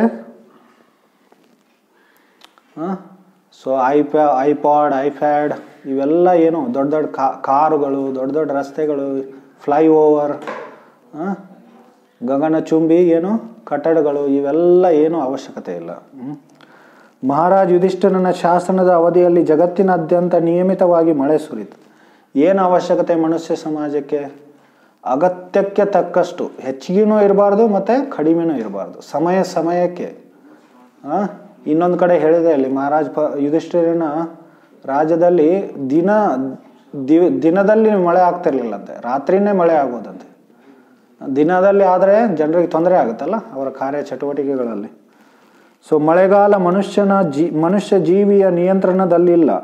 ಸೊ ನಾವೇನಾದರೂ ನಮಗೆ ಬೇಕಾದಾಗ ಮಳೆಯನ್ನು ಸುರಿಸ್ಲಿಕ್ಕೆ ಮಾಡ್ಲಿಕ್ಕಾಗತ್ತಾ? ಇಲ್ಲಲ್ಲ. ಸೊ ಸ್ವರ್ಗ ಲೋಕದ ರಾಜನಾದ ಇಂದ್ರ ದೇವನು ಮಳೆಯ ನಿಯಂತ್ರಕ. ಯಾರು ನಿಯಂತ್ರಕ? ಇಂದ್ರ ಅಂತ. ಸೊ ಈಗ ನಾವು ಇಷ್ಟು ವೈಜ್ಞಾನಿಕ ಮತ್ತು ತಾಂತ್ರಿಕ ಪ್ರಗತಿಯನ್ನು ಮಾಡಿದ್ದೀವಿ. ನಾವು ಎಲ್ಲ ಈ ದೇವರು, ಇಂದ್ರ, ಚಂದ್ರ ಮೇಲೆ ನಂಬಿಕೆ ಇಲ್ಲ. ನಮ್ಮ ವಿಜ್ಞಾನಿಗಳು 400 ವರ್ಷದಿಂದ ಅದನ್ನೇ ಹೇಳ್ತಾ ಇದ್ದಾರೆ. ಚಂದ್ರಮದ ಮೇಲೆ, ಮಂಗಳ ಗ್ರಹದ ಮೇಲೆ ಅವರು ಯಂತ್ರಗಳನ್ನು ಬಿಡ್ತಾ ಇದ್ದಾರೆ, ಅಲ್ಲಿ ಜೀವಿಗಳು ಇದ್ದಾರೋ ಇಲ್ಲೋ ಅಂಥೇಳಿ ತಿಳ್ಕೊಳ್ಳಿಕ್ಕೆ. ಸೊ ಇವೆಲ್ಲ ಮೂರ್ಖತನ ಇದೆ. ಯಾಕಂದರೆ ವೇದಶಾಸ್ತ್ರಗಳ ಎಲ್ಲ ಇದ್ರ ಬಗ್ಗೆ ವರ್ಣನೆ ಆಗಿದೆ. ನಾವೇನು ದೊಡ್ಡ ಚಂದ್ರಯಾನ ಮಿಷನ್ ಮಾಡೋದೇನೂ ಅವಶ್ಯಕತೆ ಇಲ್ಲ. ಮಳೆಗಾಲ ಮನುಷ್ಯ ಜೀವಿಯ ನಿಯಂತ್ರಣದಲ್ಲಿಲ್ಲ. ಸ್ವರ್ಗ ಲೋಕದ ರಾಜನಾದ ಇಂದ್ರ ದೇವನು ಮಳೆಯ ನಿಯಂತ್ರಕ. ಅವನು ಭಗವಂತನ ಸೇವಕನಾಗಿದ್ದಾನೆ. ರಾಜ ಮತ್ತು ರಾಜನ ಆಡಳಿತದಲ್ಲಿರುವ ಜನರು ಭಗವಂತನಿಗೆ ವಿಧೇಯರಾಗಿದ್ದಾಗ ದಿಗಂತದಿಂದ ನಿಯಮಿತವಾದ ಮಳೆ ಸುರಿಯುತ್ತದೆ. ಇದು ಮಳೆ ಬೇಕಂದ್ರೆ ನಾವೇನು ಮಾಡಬೇಕು? ಭಗವಂತನ ಕೊಟ್ಟ ಧರ್ಮವನ್ನು ಪಾಲನೆ ಮಾಡಬೇಕು. ನಮ್ಮದೇ ಆದ ಧರ್ಮಗಳನ್ನು ಕಟ್ಟಬಾರ್ದು. ಈಗಿನ ಕಾಲದಲ್ಲಿ ಅದೊಂದು ಪ್ರಚಲಿತವಾದ ಒಂದು ಪದ್ಧತಿ ಅದು. ಸೊ ತಮ್ಮ ಧರ್ಮವನ್ನು ಸೃಷ್ಟಿ ಮಾಡ್ಕೋತಾರೆ, ಜಾತಿಗಳನ್ನು, ಧರ್ಮಗಳನ್ನು ಸೃಷ್ಟಿ ಮಾಡ್ಕೊಳ್ಳೋದು. ಈ ಮಳೆಯೇ ಭೂಮಿಯ ಮೇಲಿನ ನಾನಾ ತೆರನಾದ ಉತ್ಪಾದನೆಗಳಿಗೆ ಕಾರಣವಾಗಿದೆ. ನಿಯಮಿತವಾದ ಮಳೆ ಧಾನ್ಯಗಳ ಮತ್ತು ಹಣ್ಣುಗಳ ಸಮೃದ್ಧ ಉತ್ಪಾದನೆಗೆ ಮಾತ್ರ ಸಹಾಯಕವಾಗುವುದಷ್ಟೇ ಅಲ್ಲ, ಅದು ಖಗೋಳ ಸಂಬಂಧಿ ಪ್ರಭಾವದೊಂದಿಗೆ ಒಡಗೂಡಿದಾಗ ಅಮೂಲ್ಯವಾದ ಶಿಲೆ ಮತ್ತು ಮುತ್ತುಗಳ ಉತ್ಪಾದನೆಯೂ ಆಗುತ್ತದೆ. ಧಾನ್ಯ ಮತ್ತು ತರಕಾರಿಗಳು ಮನುಷ್ಯರಿಗೂ ಪ್ರಾಣಿಗಳಿಗೂ ಪುಷ್ಕಳ ಭೋಜನವಾಗುತ್ತವೆ. ಕೊಬ್ಬಿದ ಹಸುಗಳು ಮನುಷ್ಯನಿಗೆ ಹೇರಳವಾದ ತ್ರಾಣವನ್ನು, ಪ್ರಾಣಶಕ್ತಿಯನ್ನು ಒದಗಿಸಲು ಸಾಕಷ್ಟು ಹಾಲನ್ನು ಹಿಂಡುತ್ತವೆ. ಹಸುಗಳು ಮನುಷ್ಯನಿಗೆ ಅಂದರೆ ಹಸುವಿನ ಹಾಲು ಏನಿದೆ ಅಲ್ಲ, ಎಲ್ಲ ಆಹಾರ ಪದಾರ್ಥಗಳಲ್ಲಿ ಅದು ಶ್ರೇಷ್ಠವಾದದ್ದು ಅದು. ಸೊ ಮನುಷ್ಯ ದೇಹಕ್ಕೆ, ಮನಸ್ಸಿಗೆ, ಮಾನಸಿಕ ದೈಹಿಕ ಬೆಳವಣಿಗೆಗಾಗಿ ಮತ್ತು ಆಧ್ಯಾತ್ಮಿಕ ಧಾರ್ಮಿಕ ಬೆಳವಣಿಗೆಗಾಗಿಯೂ ಸೊ ಈ ಹಸುವಿನ ಹಾಲು ತುಂಬ ಮಹತ್ವವಾದದ್ದು. ಆದರೆ ಜನರಿಗೆ ಏನು ಇದ್ರ ಬಗ್ಗೆ ಗೊತ್ತಿಲ್ಲ. ಅವರು ಇದೊಂದು ಹಿಂದೂ ಧಾರಣೆ, ಹಿಂದೂ ಅಭಿಪ್ರಾಯ ಅಂಥೇಳಿ ಅವರು ಏನು ಮಾಡ್ತಾರೆ, ಇದು ದ್ವೇಷ ಮಾಡ್ತಾರೆ. ಸಾಕಷ್ಟು ಹಾಲು, ಧಾನ್ಯ, ಹಣ್ಣು, ಹರಳೆ, ರೇಷ್ಮೆ ಗಳಿದ್ದರೆ ಯಾಕೆ ಜನ ಸಿನಿಮಾ, ವೈಶ್ಯಾಗ್ರಹ, ವಧಾಗ್ರಹಗಳನ್ನು ಬಯಸುತ್ತಾರೆ? ಸಿನಿಮಾ, ಈ ವೈಶ್ಯಾಗ್ರಹ ಮತ್ತು ಈ ಸ್ಲಾಟರ್ ಹೌಸಸ್, ಪಶುಗಳನ್ನು ಕಸಾಯಿಖಾನೆಗಳ ಯಾಕೆ ಅವಶ್ಯಕತೆ ಇದೆ? ಸಿನಿಮಾ, ಕಾರು, ರೇಡಿಯೋ, ಈಗ ಸಿನಿಮಾ, ಕಾರು, ರೇಡಿಯೋ ಅಷ್ಟೇ ಅಲ್ಲ, ಈಗ ಇಂಟರ್ನೆಟ್ಟು, ಮೊಬೈಲು, ಮಾಂಸ, ಹೋಟೆಲುಗಳು, ಕೃತಕ ವೈಭವ ಜೀವನದ ಅಗತ್ಯವೇನಿದೆ? ಈ ನಾಗರಿಕತೆ ವೈಯಕ್ತಿಕವಾಗಿ ಮತ್ತು ರಾಷ್ಟ್ರ ಮಟ್ಟದಲ್ಲಿ ಕಿತ್ತಾಡುವುದನ್ನು ಬಿಟ್ಟು ಬೇರೆ ಏನನ್ನಾದರೂ ಉತ್ಪಾದಿಸಿದೆಯೇ? ಸೊ ಪ್ರಭುಪಾದರು ಈ ನಾಗರಿಕತೆ ಬಗ್ಗೆ ಹೇಳ್ತಾ ಇದ್ದಾರೆ ನೋಡಿ. ವೈಯಕ್ತಿಕವಾಗಿ ಮತ್ತು ರಾಷ್ಟ್ರ ಮಟ್ಟದಲ್ಲಿ ಕಿತ್ತಾಡುವುದನ್ನು ಬಿಟ್ಟು. ಈಗ ಯುನೈಟೆಡ್ ನೇಷನ್ಸ್ ಪ್ರತಿ ವರ್ಷ ಯುನೈಟೆಡ್ ನೇಷನ್ಸ್ ಈ ಸಂಯುಕ್ತ ರಾಷ್ಟ್ರ ಸಂಘದ ಏನಾಗುತ್ತೆ, ಅಸೆಂಬ್ಲಿ, ಇದು ಜನರಲ್ ಅಸೆಂಬ್ಲಿ ಇರುತ್ತೆ ಅದು. ಸೊ ಅಲ್ಲಿ ಎಲ್ಲ ದೇಶದ ಮುಖಂಡರು ಬಂದು ಏನು ಮಾಡ್ತಾರೆ, ಒಬ್ರಿಗೊಬ್ರು ಕಚ್ಚಾಡ್ತಾ ಇರ್ತಾರೆ. ನಾಯಿ ಕಚ್ಚಾಡೋ ಥರ ಕಚ್ಚಾಡ್ತಾ ಇರ್ತಾರೆ. ಪ್ರಭುಪಾದರು ಹೇಳ್ತಾ ಇದ್ರು, ಪ್ಯಾಕ್ ಅಪ್ ಡಾಗ್ಸ್ ಅಂಥೇಳಿ. ಸೊ ಏನನ್ನು ಉತ್ಪಾದಿಸಿದೆ? ಯಾರದೋ ಲಹರಿಗಾಗಿ ಸಾವಿರಾರು ಜನರನ್ನು ನರಕ ಸದೃಶ ಕಾರ್ಖಾನೆಗಳಿಗೂ ಯುದ್ಧ ಭೂಮಿಗಳಿಗೂ ಕಳಿಸುವುದರಿಂದ ಈ ನಾಗರಿಕತೆ ಸಮಾನತೆ ಮತ್ತು ಸಹೋದರತೆಯನ್ನು ಹೆಚ್ಚಿಸಿದೆ ಏನು? ಸೊ ಇಲ್ಲಿ ಏನು ಪ್ರಶ್ನೆ ಕೇಳ್ತಾ ಇದ್ದಾರೆ ಪ್ರಭುಪಾದರು? ಜನರನ್ನು ನರಕ ಸದೃಶವಾದ ಕಾರ್ಖಾನೆಗಳಿಗೆ ಕಳಿಸೋದು. ಹಸುಗಳು ಹುಲ್ಲುಗಾವಲುಗಳ ನೆಲವನ್ನು, ಅದಕ್ಕೆ ಗೋಮಾಳ ಅಂತಿದ್ದೀವಲ್ಲ ನಾವು, ಹಾಲಿನಿಂದ ಒದ್ದೆ ಮಾಡುತ್ತಿದ್ದವೆಂದು ಇಲ್ಲಿ ಹೇಳಲಾಗಿದೆ. ಏಕೆಂದರೆ ಅವುಗಳು ಕೆಚ್ಚಲಗಳು ಕೊಬ್ಬಿದ್ದವು ಮತ್ತು ಆ ಪ್ರಾಣಿಗಳು ಹರ್ಷಭರಿತವಾಗಿದ್ದವು. ಸೊ ಇಲ್ಲಿ ಹಸುಗಳು ತುಂಬ ಹರ್ಷಿತವಾಗಿದ್ದವು. ಸೊ ಹಸುಗಳು ಹರ್ಷವಾಗಿದ್ದರೆ ಅವು ಏನು ಮಾಡ್ತವೆ, ಹಾಲುಗಳನ್ನು ಕೊಡ್ತವೆ, ಹೆಚ್ಚಿಗೆ ಹಾಲು ಕೊಡ್ತವೆ. ಅವಕ್ಕೆ ಹುಲ್ಲುಗಾವಲುಗಳಲ್ಲಿ ಸಾಕಷ್ಟು ಪ್ರಮಾಣದ ಹುಲ್ಲನ್ನು ಮೇಯ್ದು ಹರ್ಷಭರಿತವಾಗಿ ಬದುಕಲು ತಕ್ಕ ರಕ್ಷಣೆ ಅವಶ್ಯಕತೆ ಇಲ್ಲವೇ? ಮನುಷ್ಯರು ತಮ್ಮ ಸ್ವಾರ್ಥೋದ್ದೇಶಕ್ಕಾಗಿ ಹಸುಗಳನ್ನು ಯಾಕೆ ಕೊಲ್ಲುತ್ತಾರೆ? ಇಲ್ಲಿ ಒಂದೇನು ಹುಲ್ಲು ಮೇಯ್ದು ಹರ್ಷಭರಿತವಾಗಿ ಬದುಕಲು ತಕ್ಕ ರಕ್ಷಣೆ ಅವಶ್ಯಕತೆ ಇಲ್ಲವೇ? ಹಸುಗಳಿಗೆ ಏನೋ ರಕ್ಷಣೆ ಇಲ್ಲ. ಮತ್ತು ಹಸುಗಳ ಭೂಮಿ ಏನಿದೆ ಅಲ್ಲ, ಅದನ್ನು ಗೋಮಾಳಗಳನ್ನೇನೋ ಎಲ್ಲರೂ ಅದನ್ನ ದೋಚ್ಕೊಂಡ್ಬಿಟ್ಟಿದ್ದಾರೆ. ಎನ್ಕ್ರೋಚ್ಮೆಂಟ್ ಅಂತಾರಲ್ಲ. ಅಥವಾ ಅದನ್ನು ದೊಡ್ಡ ದೊಡ್ಡ ರೋಡುಗಳನ್ನು ಅಥವಾ ಕಾರ್ಖಾನೆಗಳನ್ನು ಸ್ಥಾಪನೆ ಮಾಡಲಿಕ್ಕೆ ಸರ್ಕಾರದವರು ಭ್ರಷ್ಟ ರಾಜಕಾರಣಿಗಳು ಏನು ಮಾಡಿಬಿಟ್ಟಿದ್ದಾರೆ, ಎಲ್ಲ ಅದನ್ನು ಕೊಟ್ಬಿಟ್ಟಿದ್ದಾರೆ.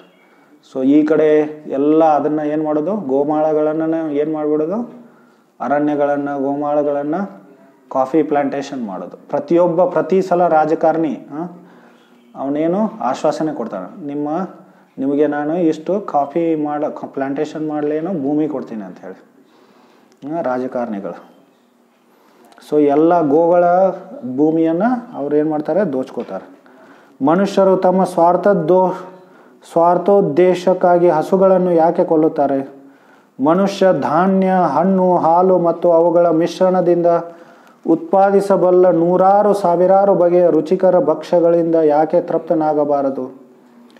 ಸೊ ಈ ಥರ ಧಾನ್ಯ, ಹಣ್ಣು, ಹಾಲು ಇವುಗಳಿಂದ ನಾವು ಸಾವಿರಾರು ಬಗೆಯ ರುಚಿಕರ ಅಡುಗೆಗಳನ್ನು ಮಾಡ್ಬೋದು. ಜಗತ್ತಿನಾದ್ಯಂತ ಮೂಕ ಪಶುಗಳನ್ನು ಕೊಲ್ಲುವ ವಧಾಗ್ರಹಗಳು ಯಾಕೆ ಇವೆ?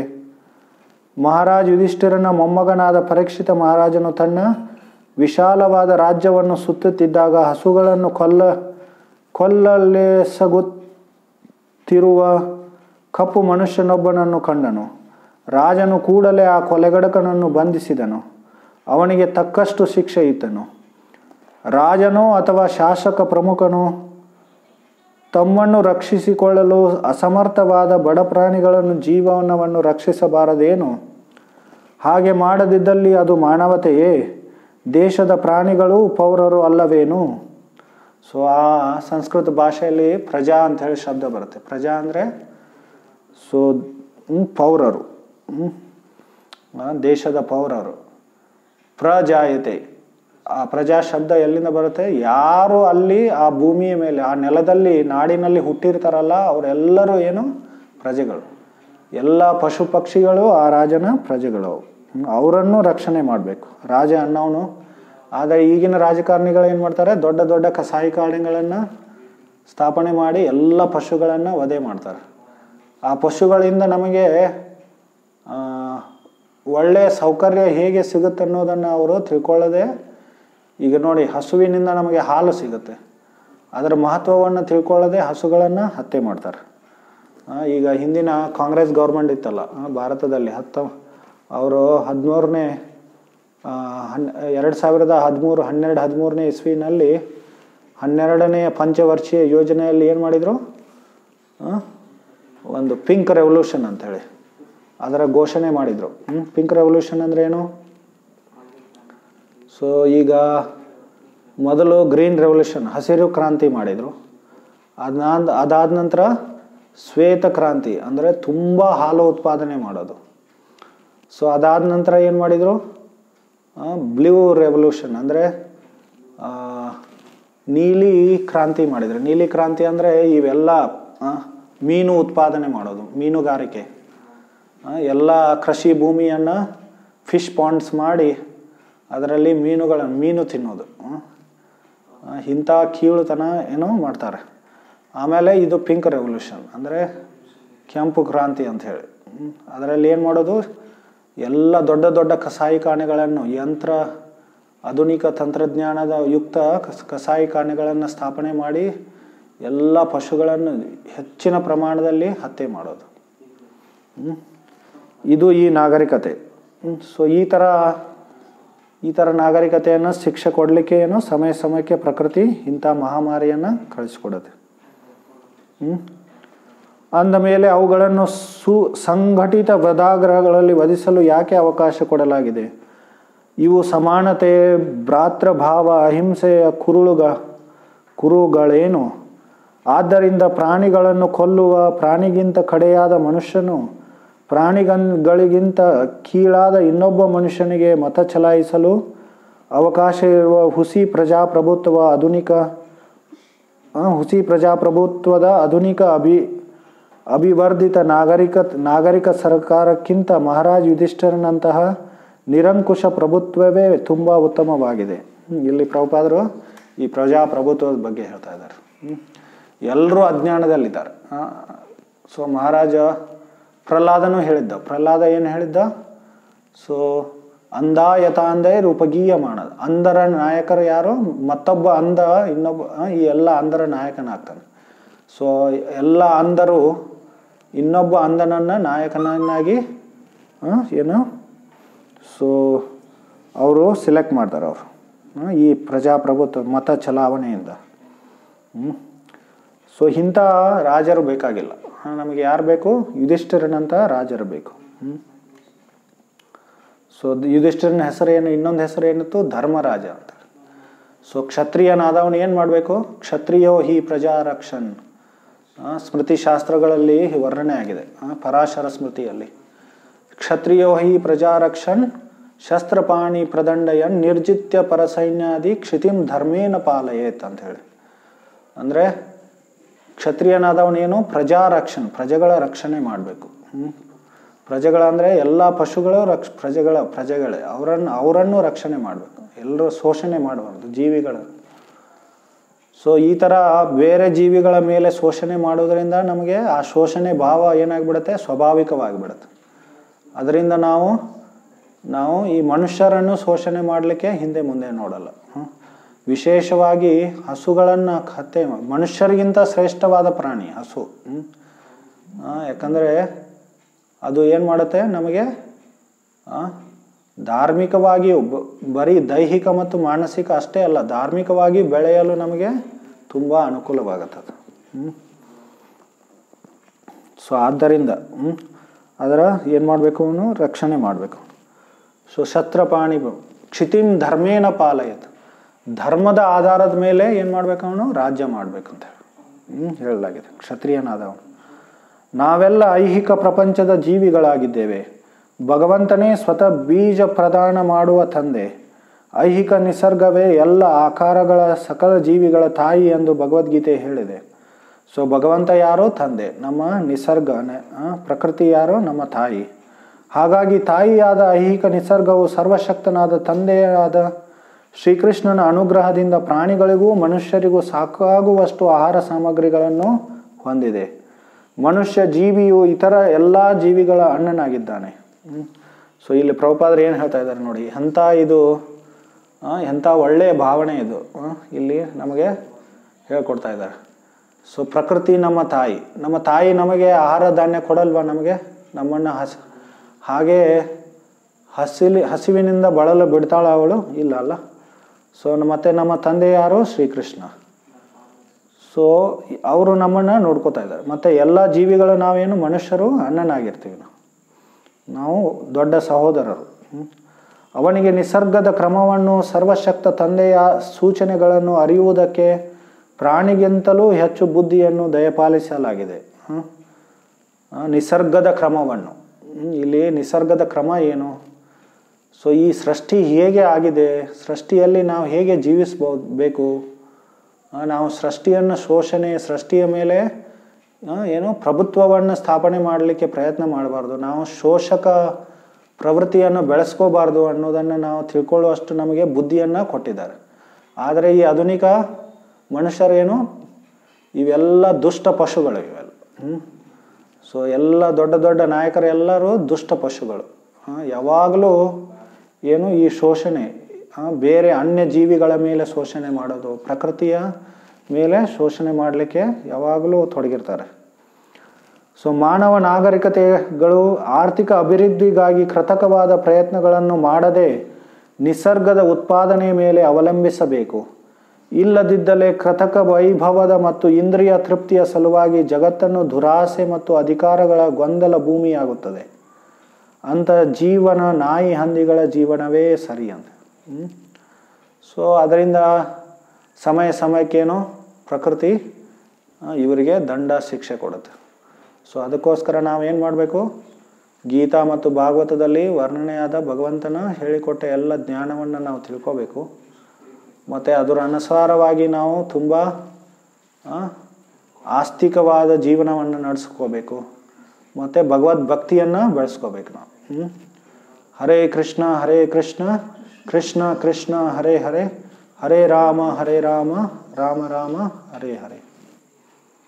ಇಲ್ಲೇ ನಿಲ್ಲಿಸೋಣ. Hare Krishna.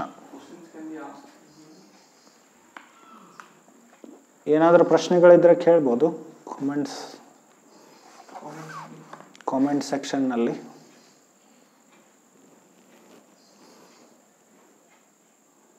You can pause it.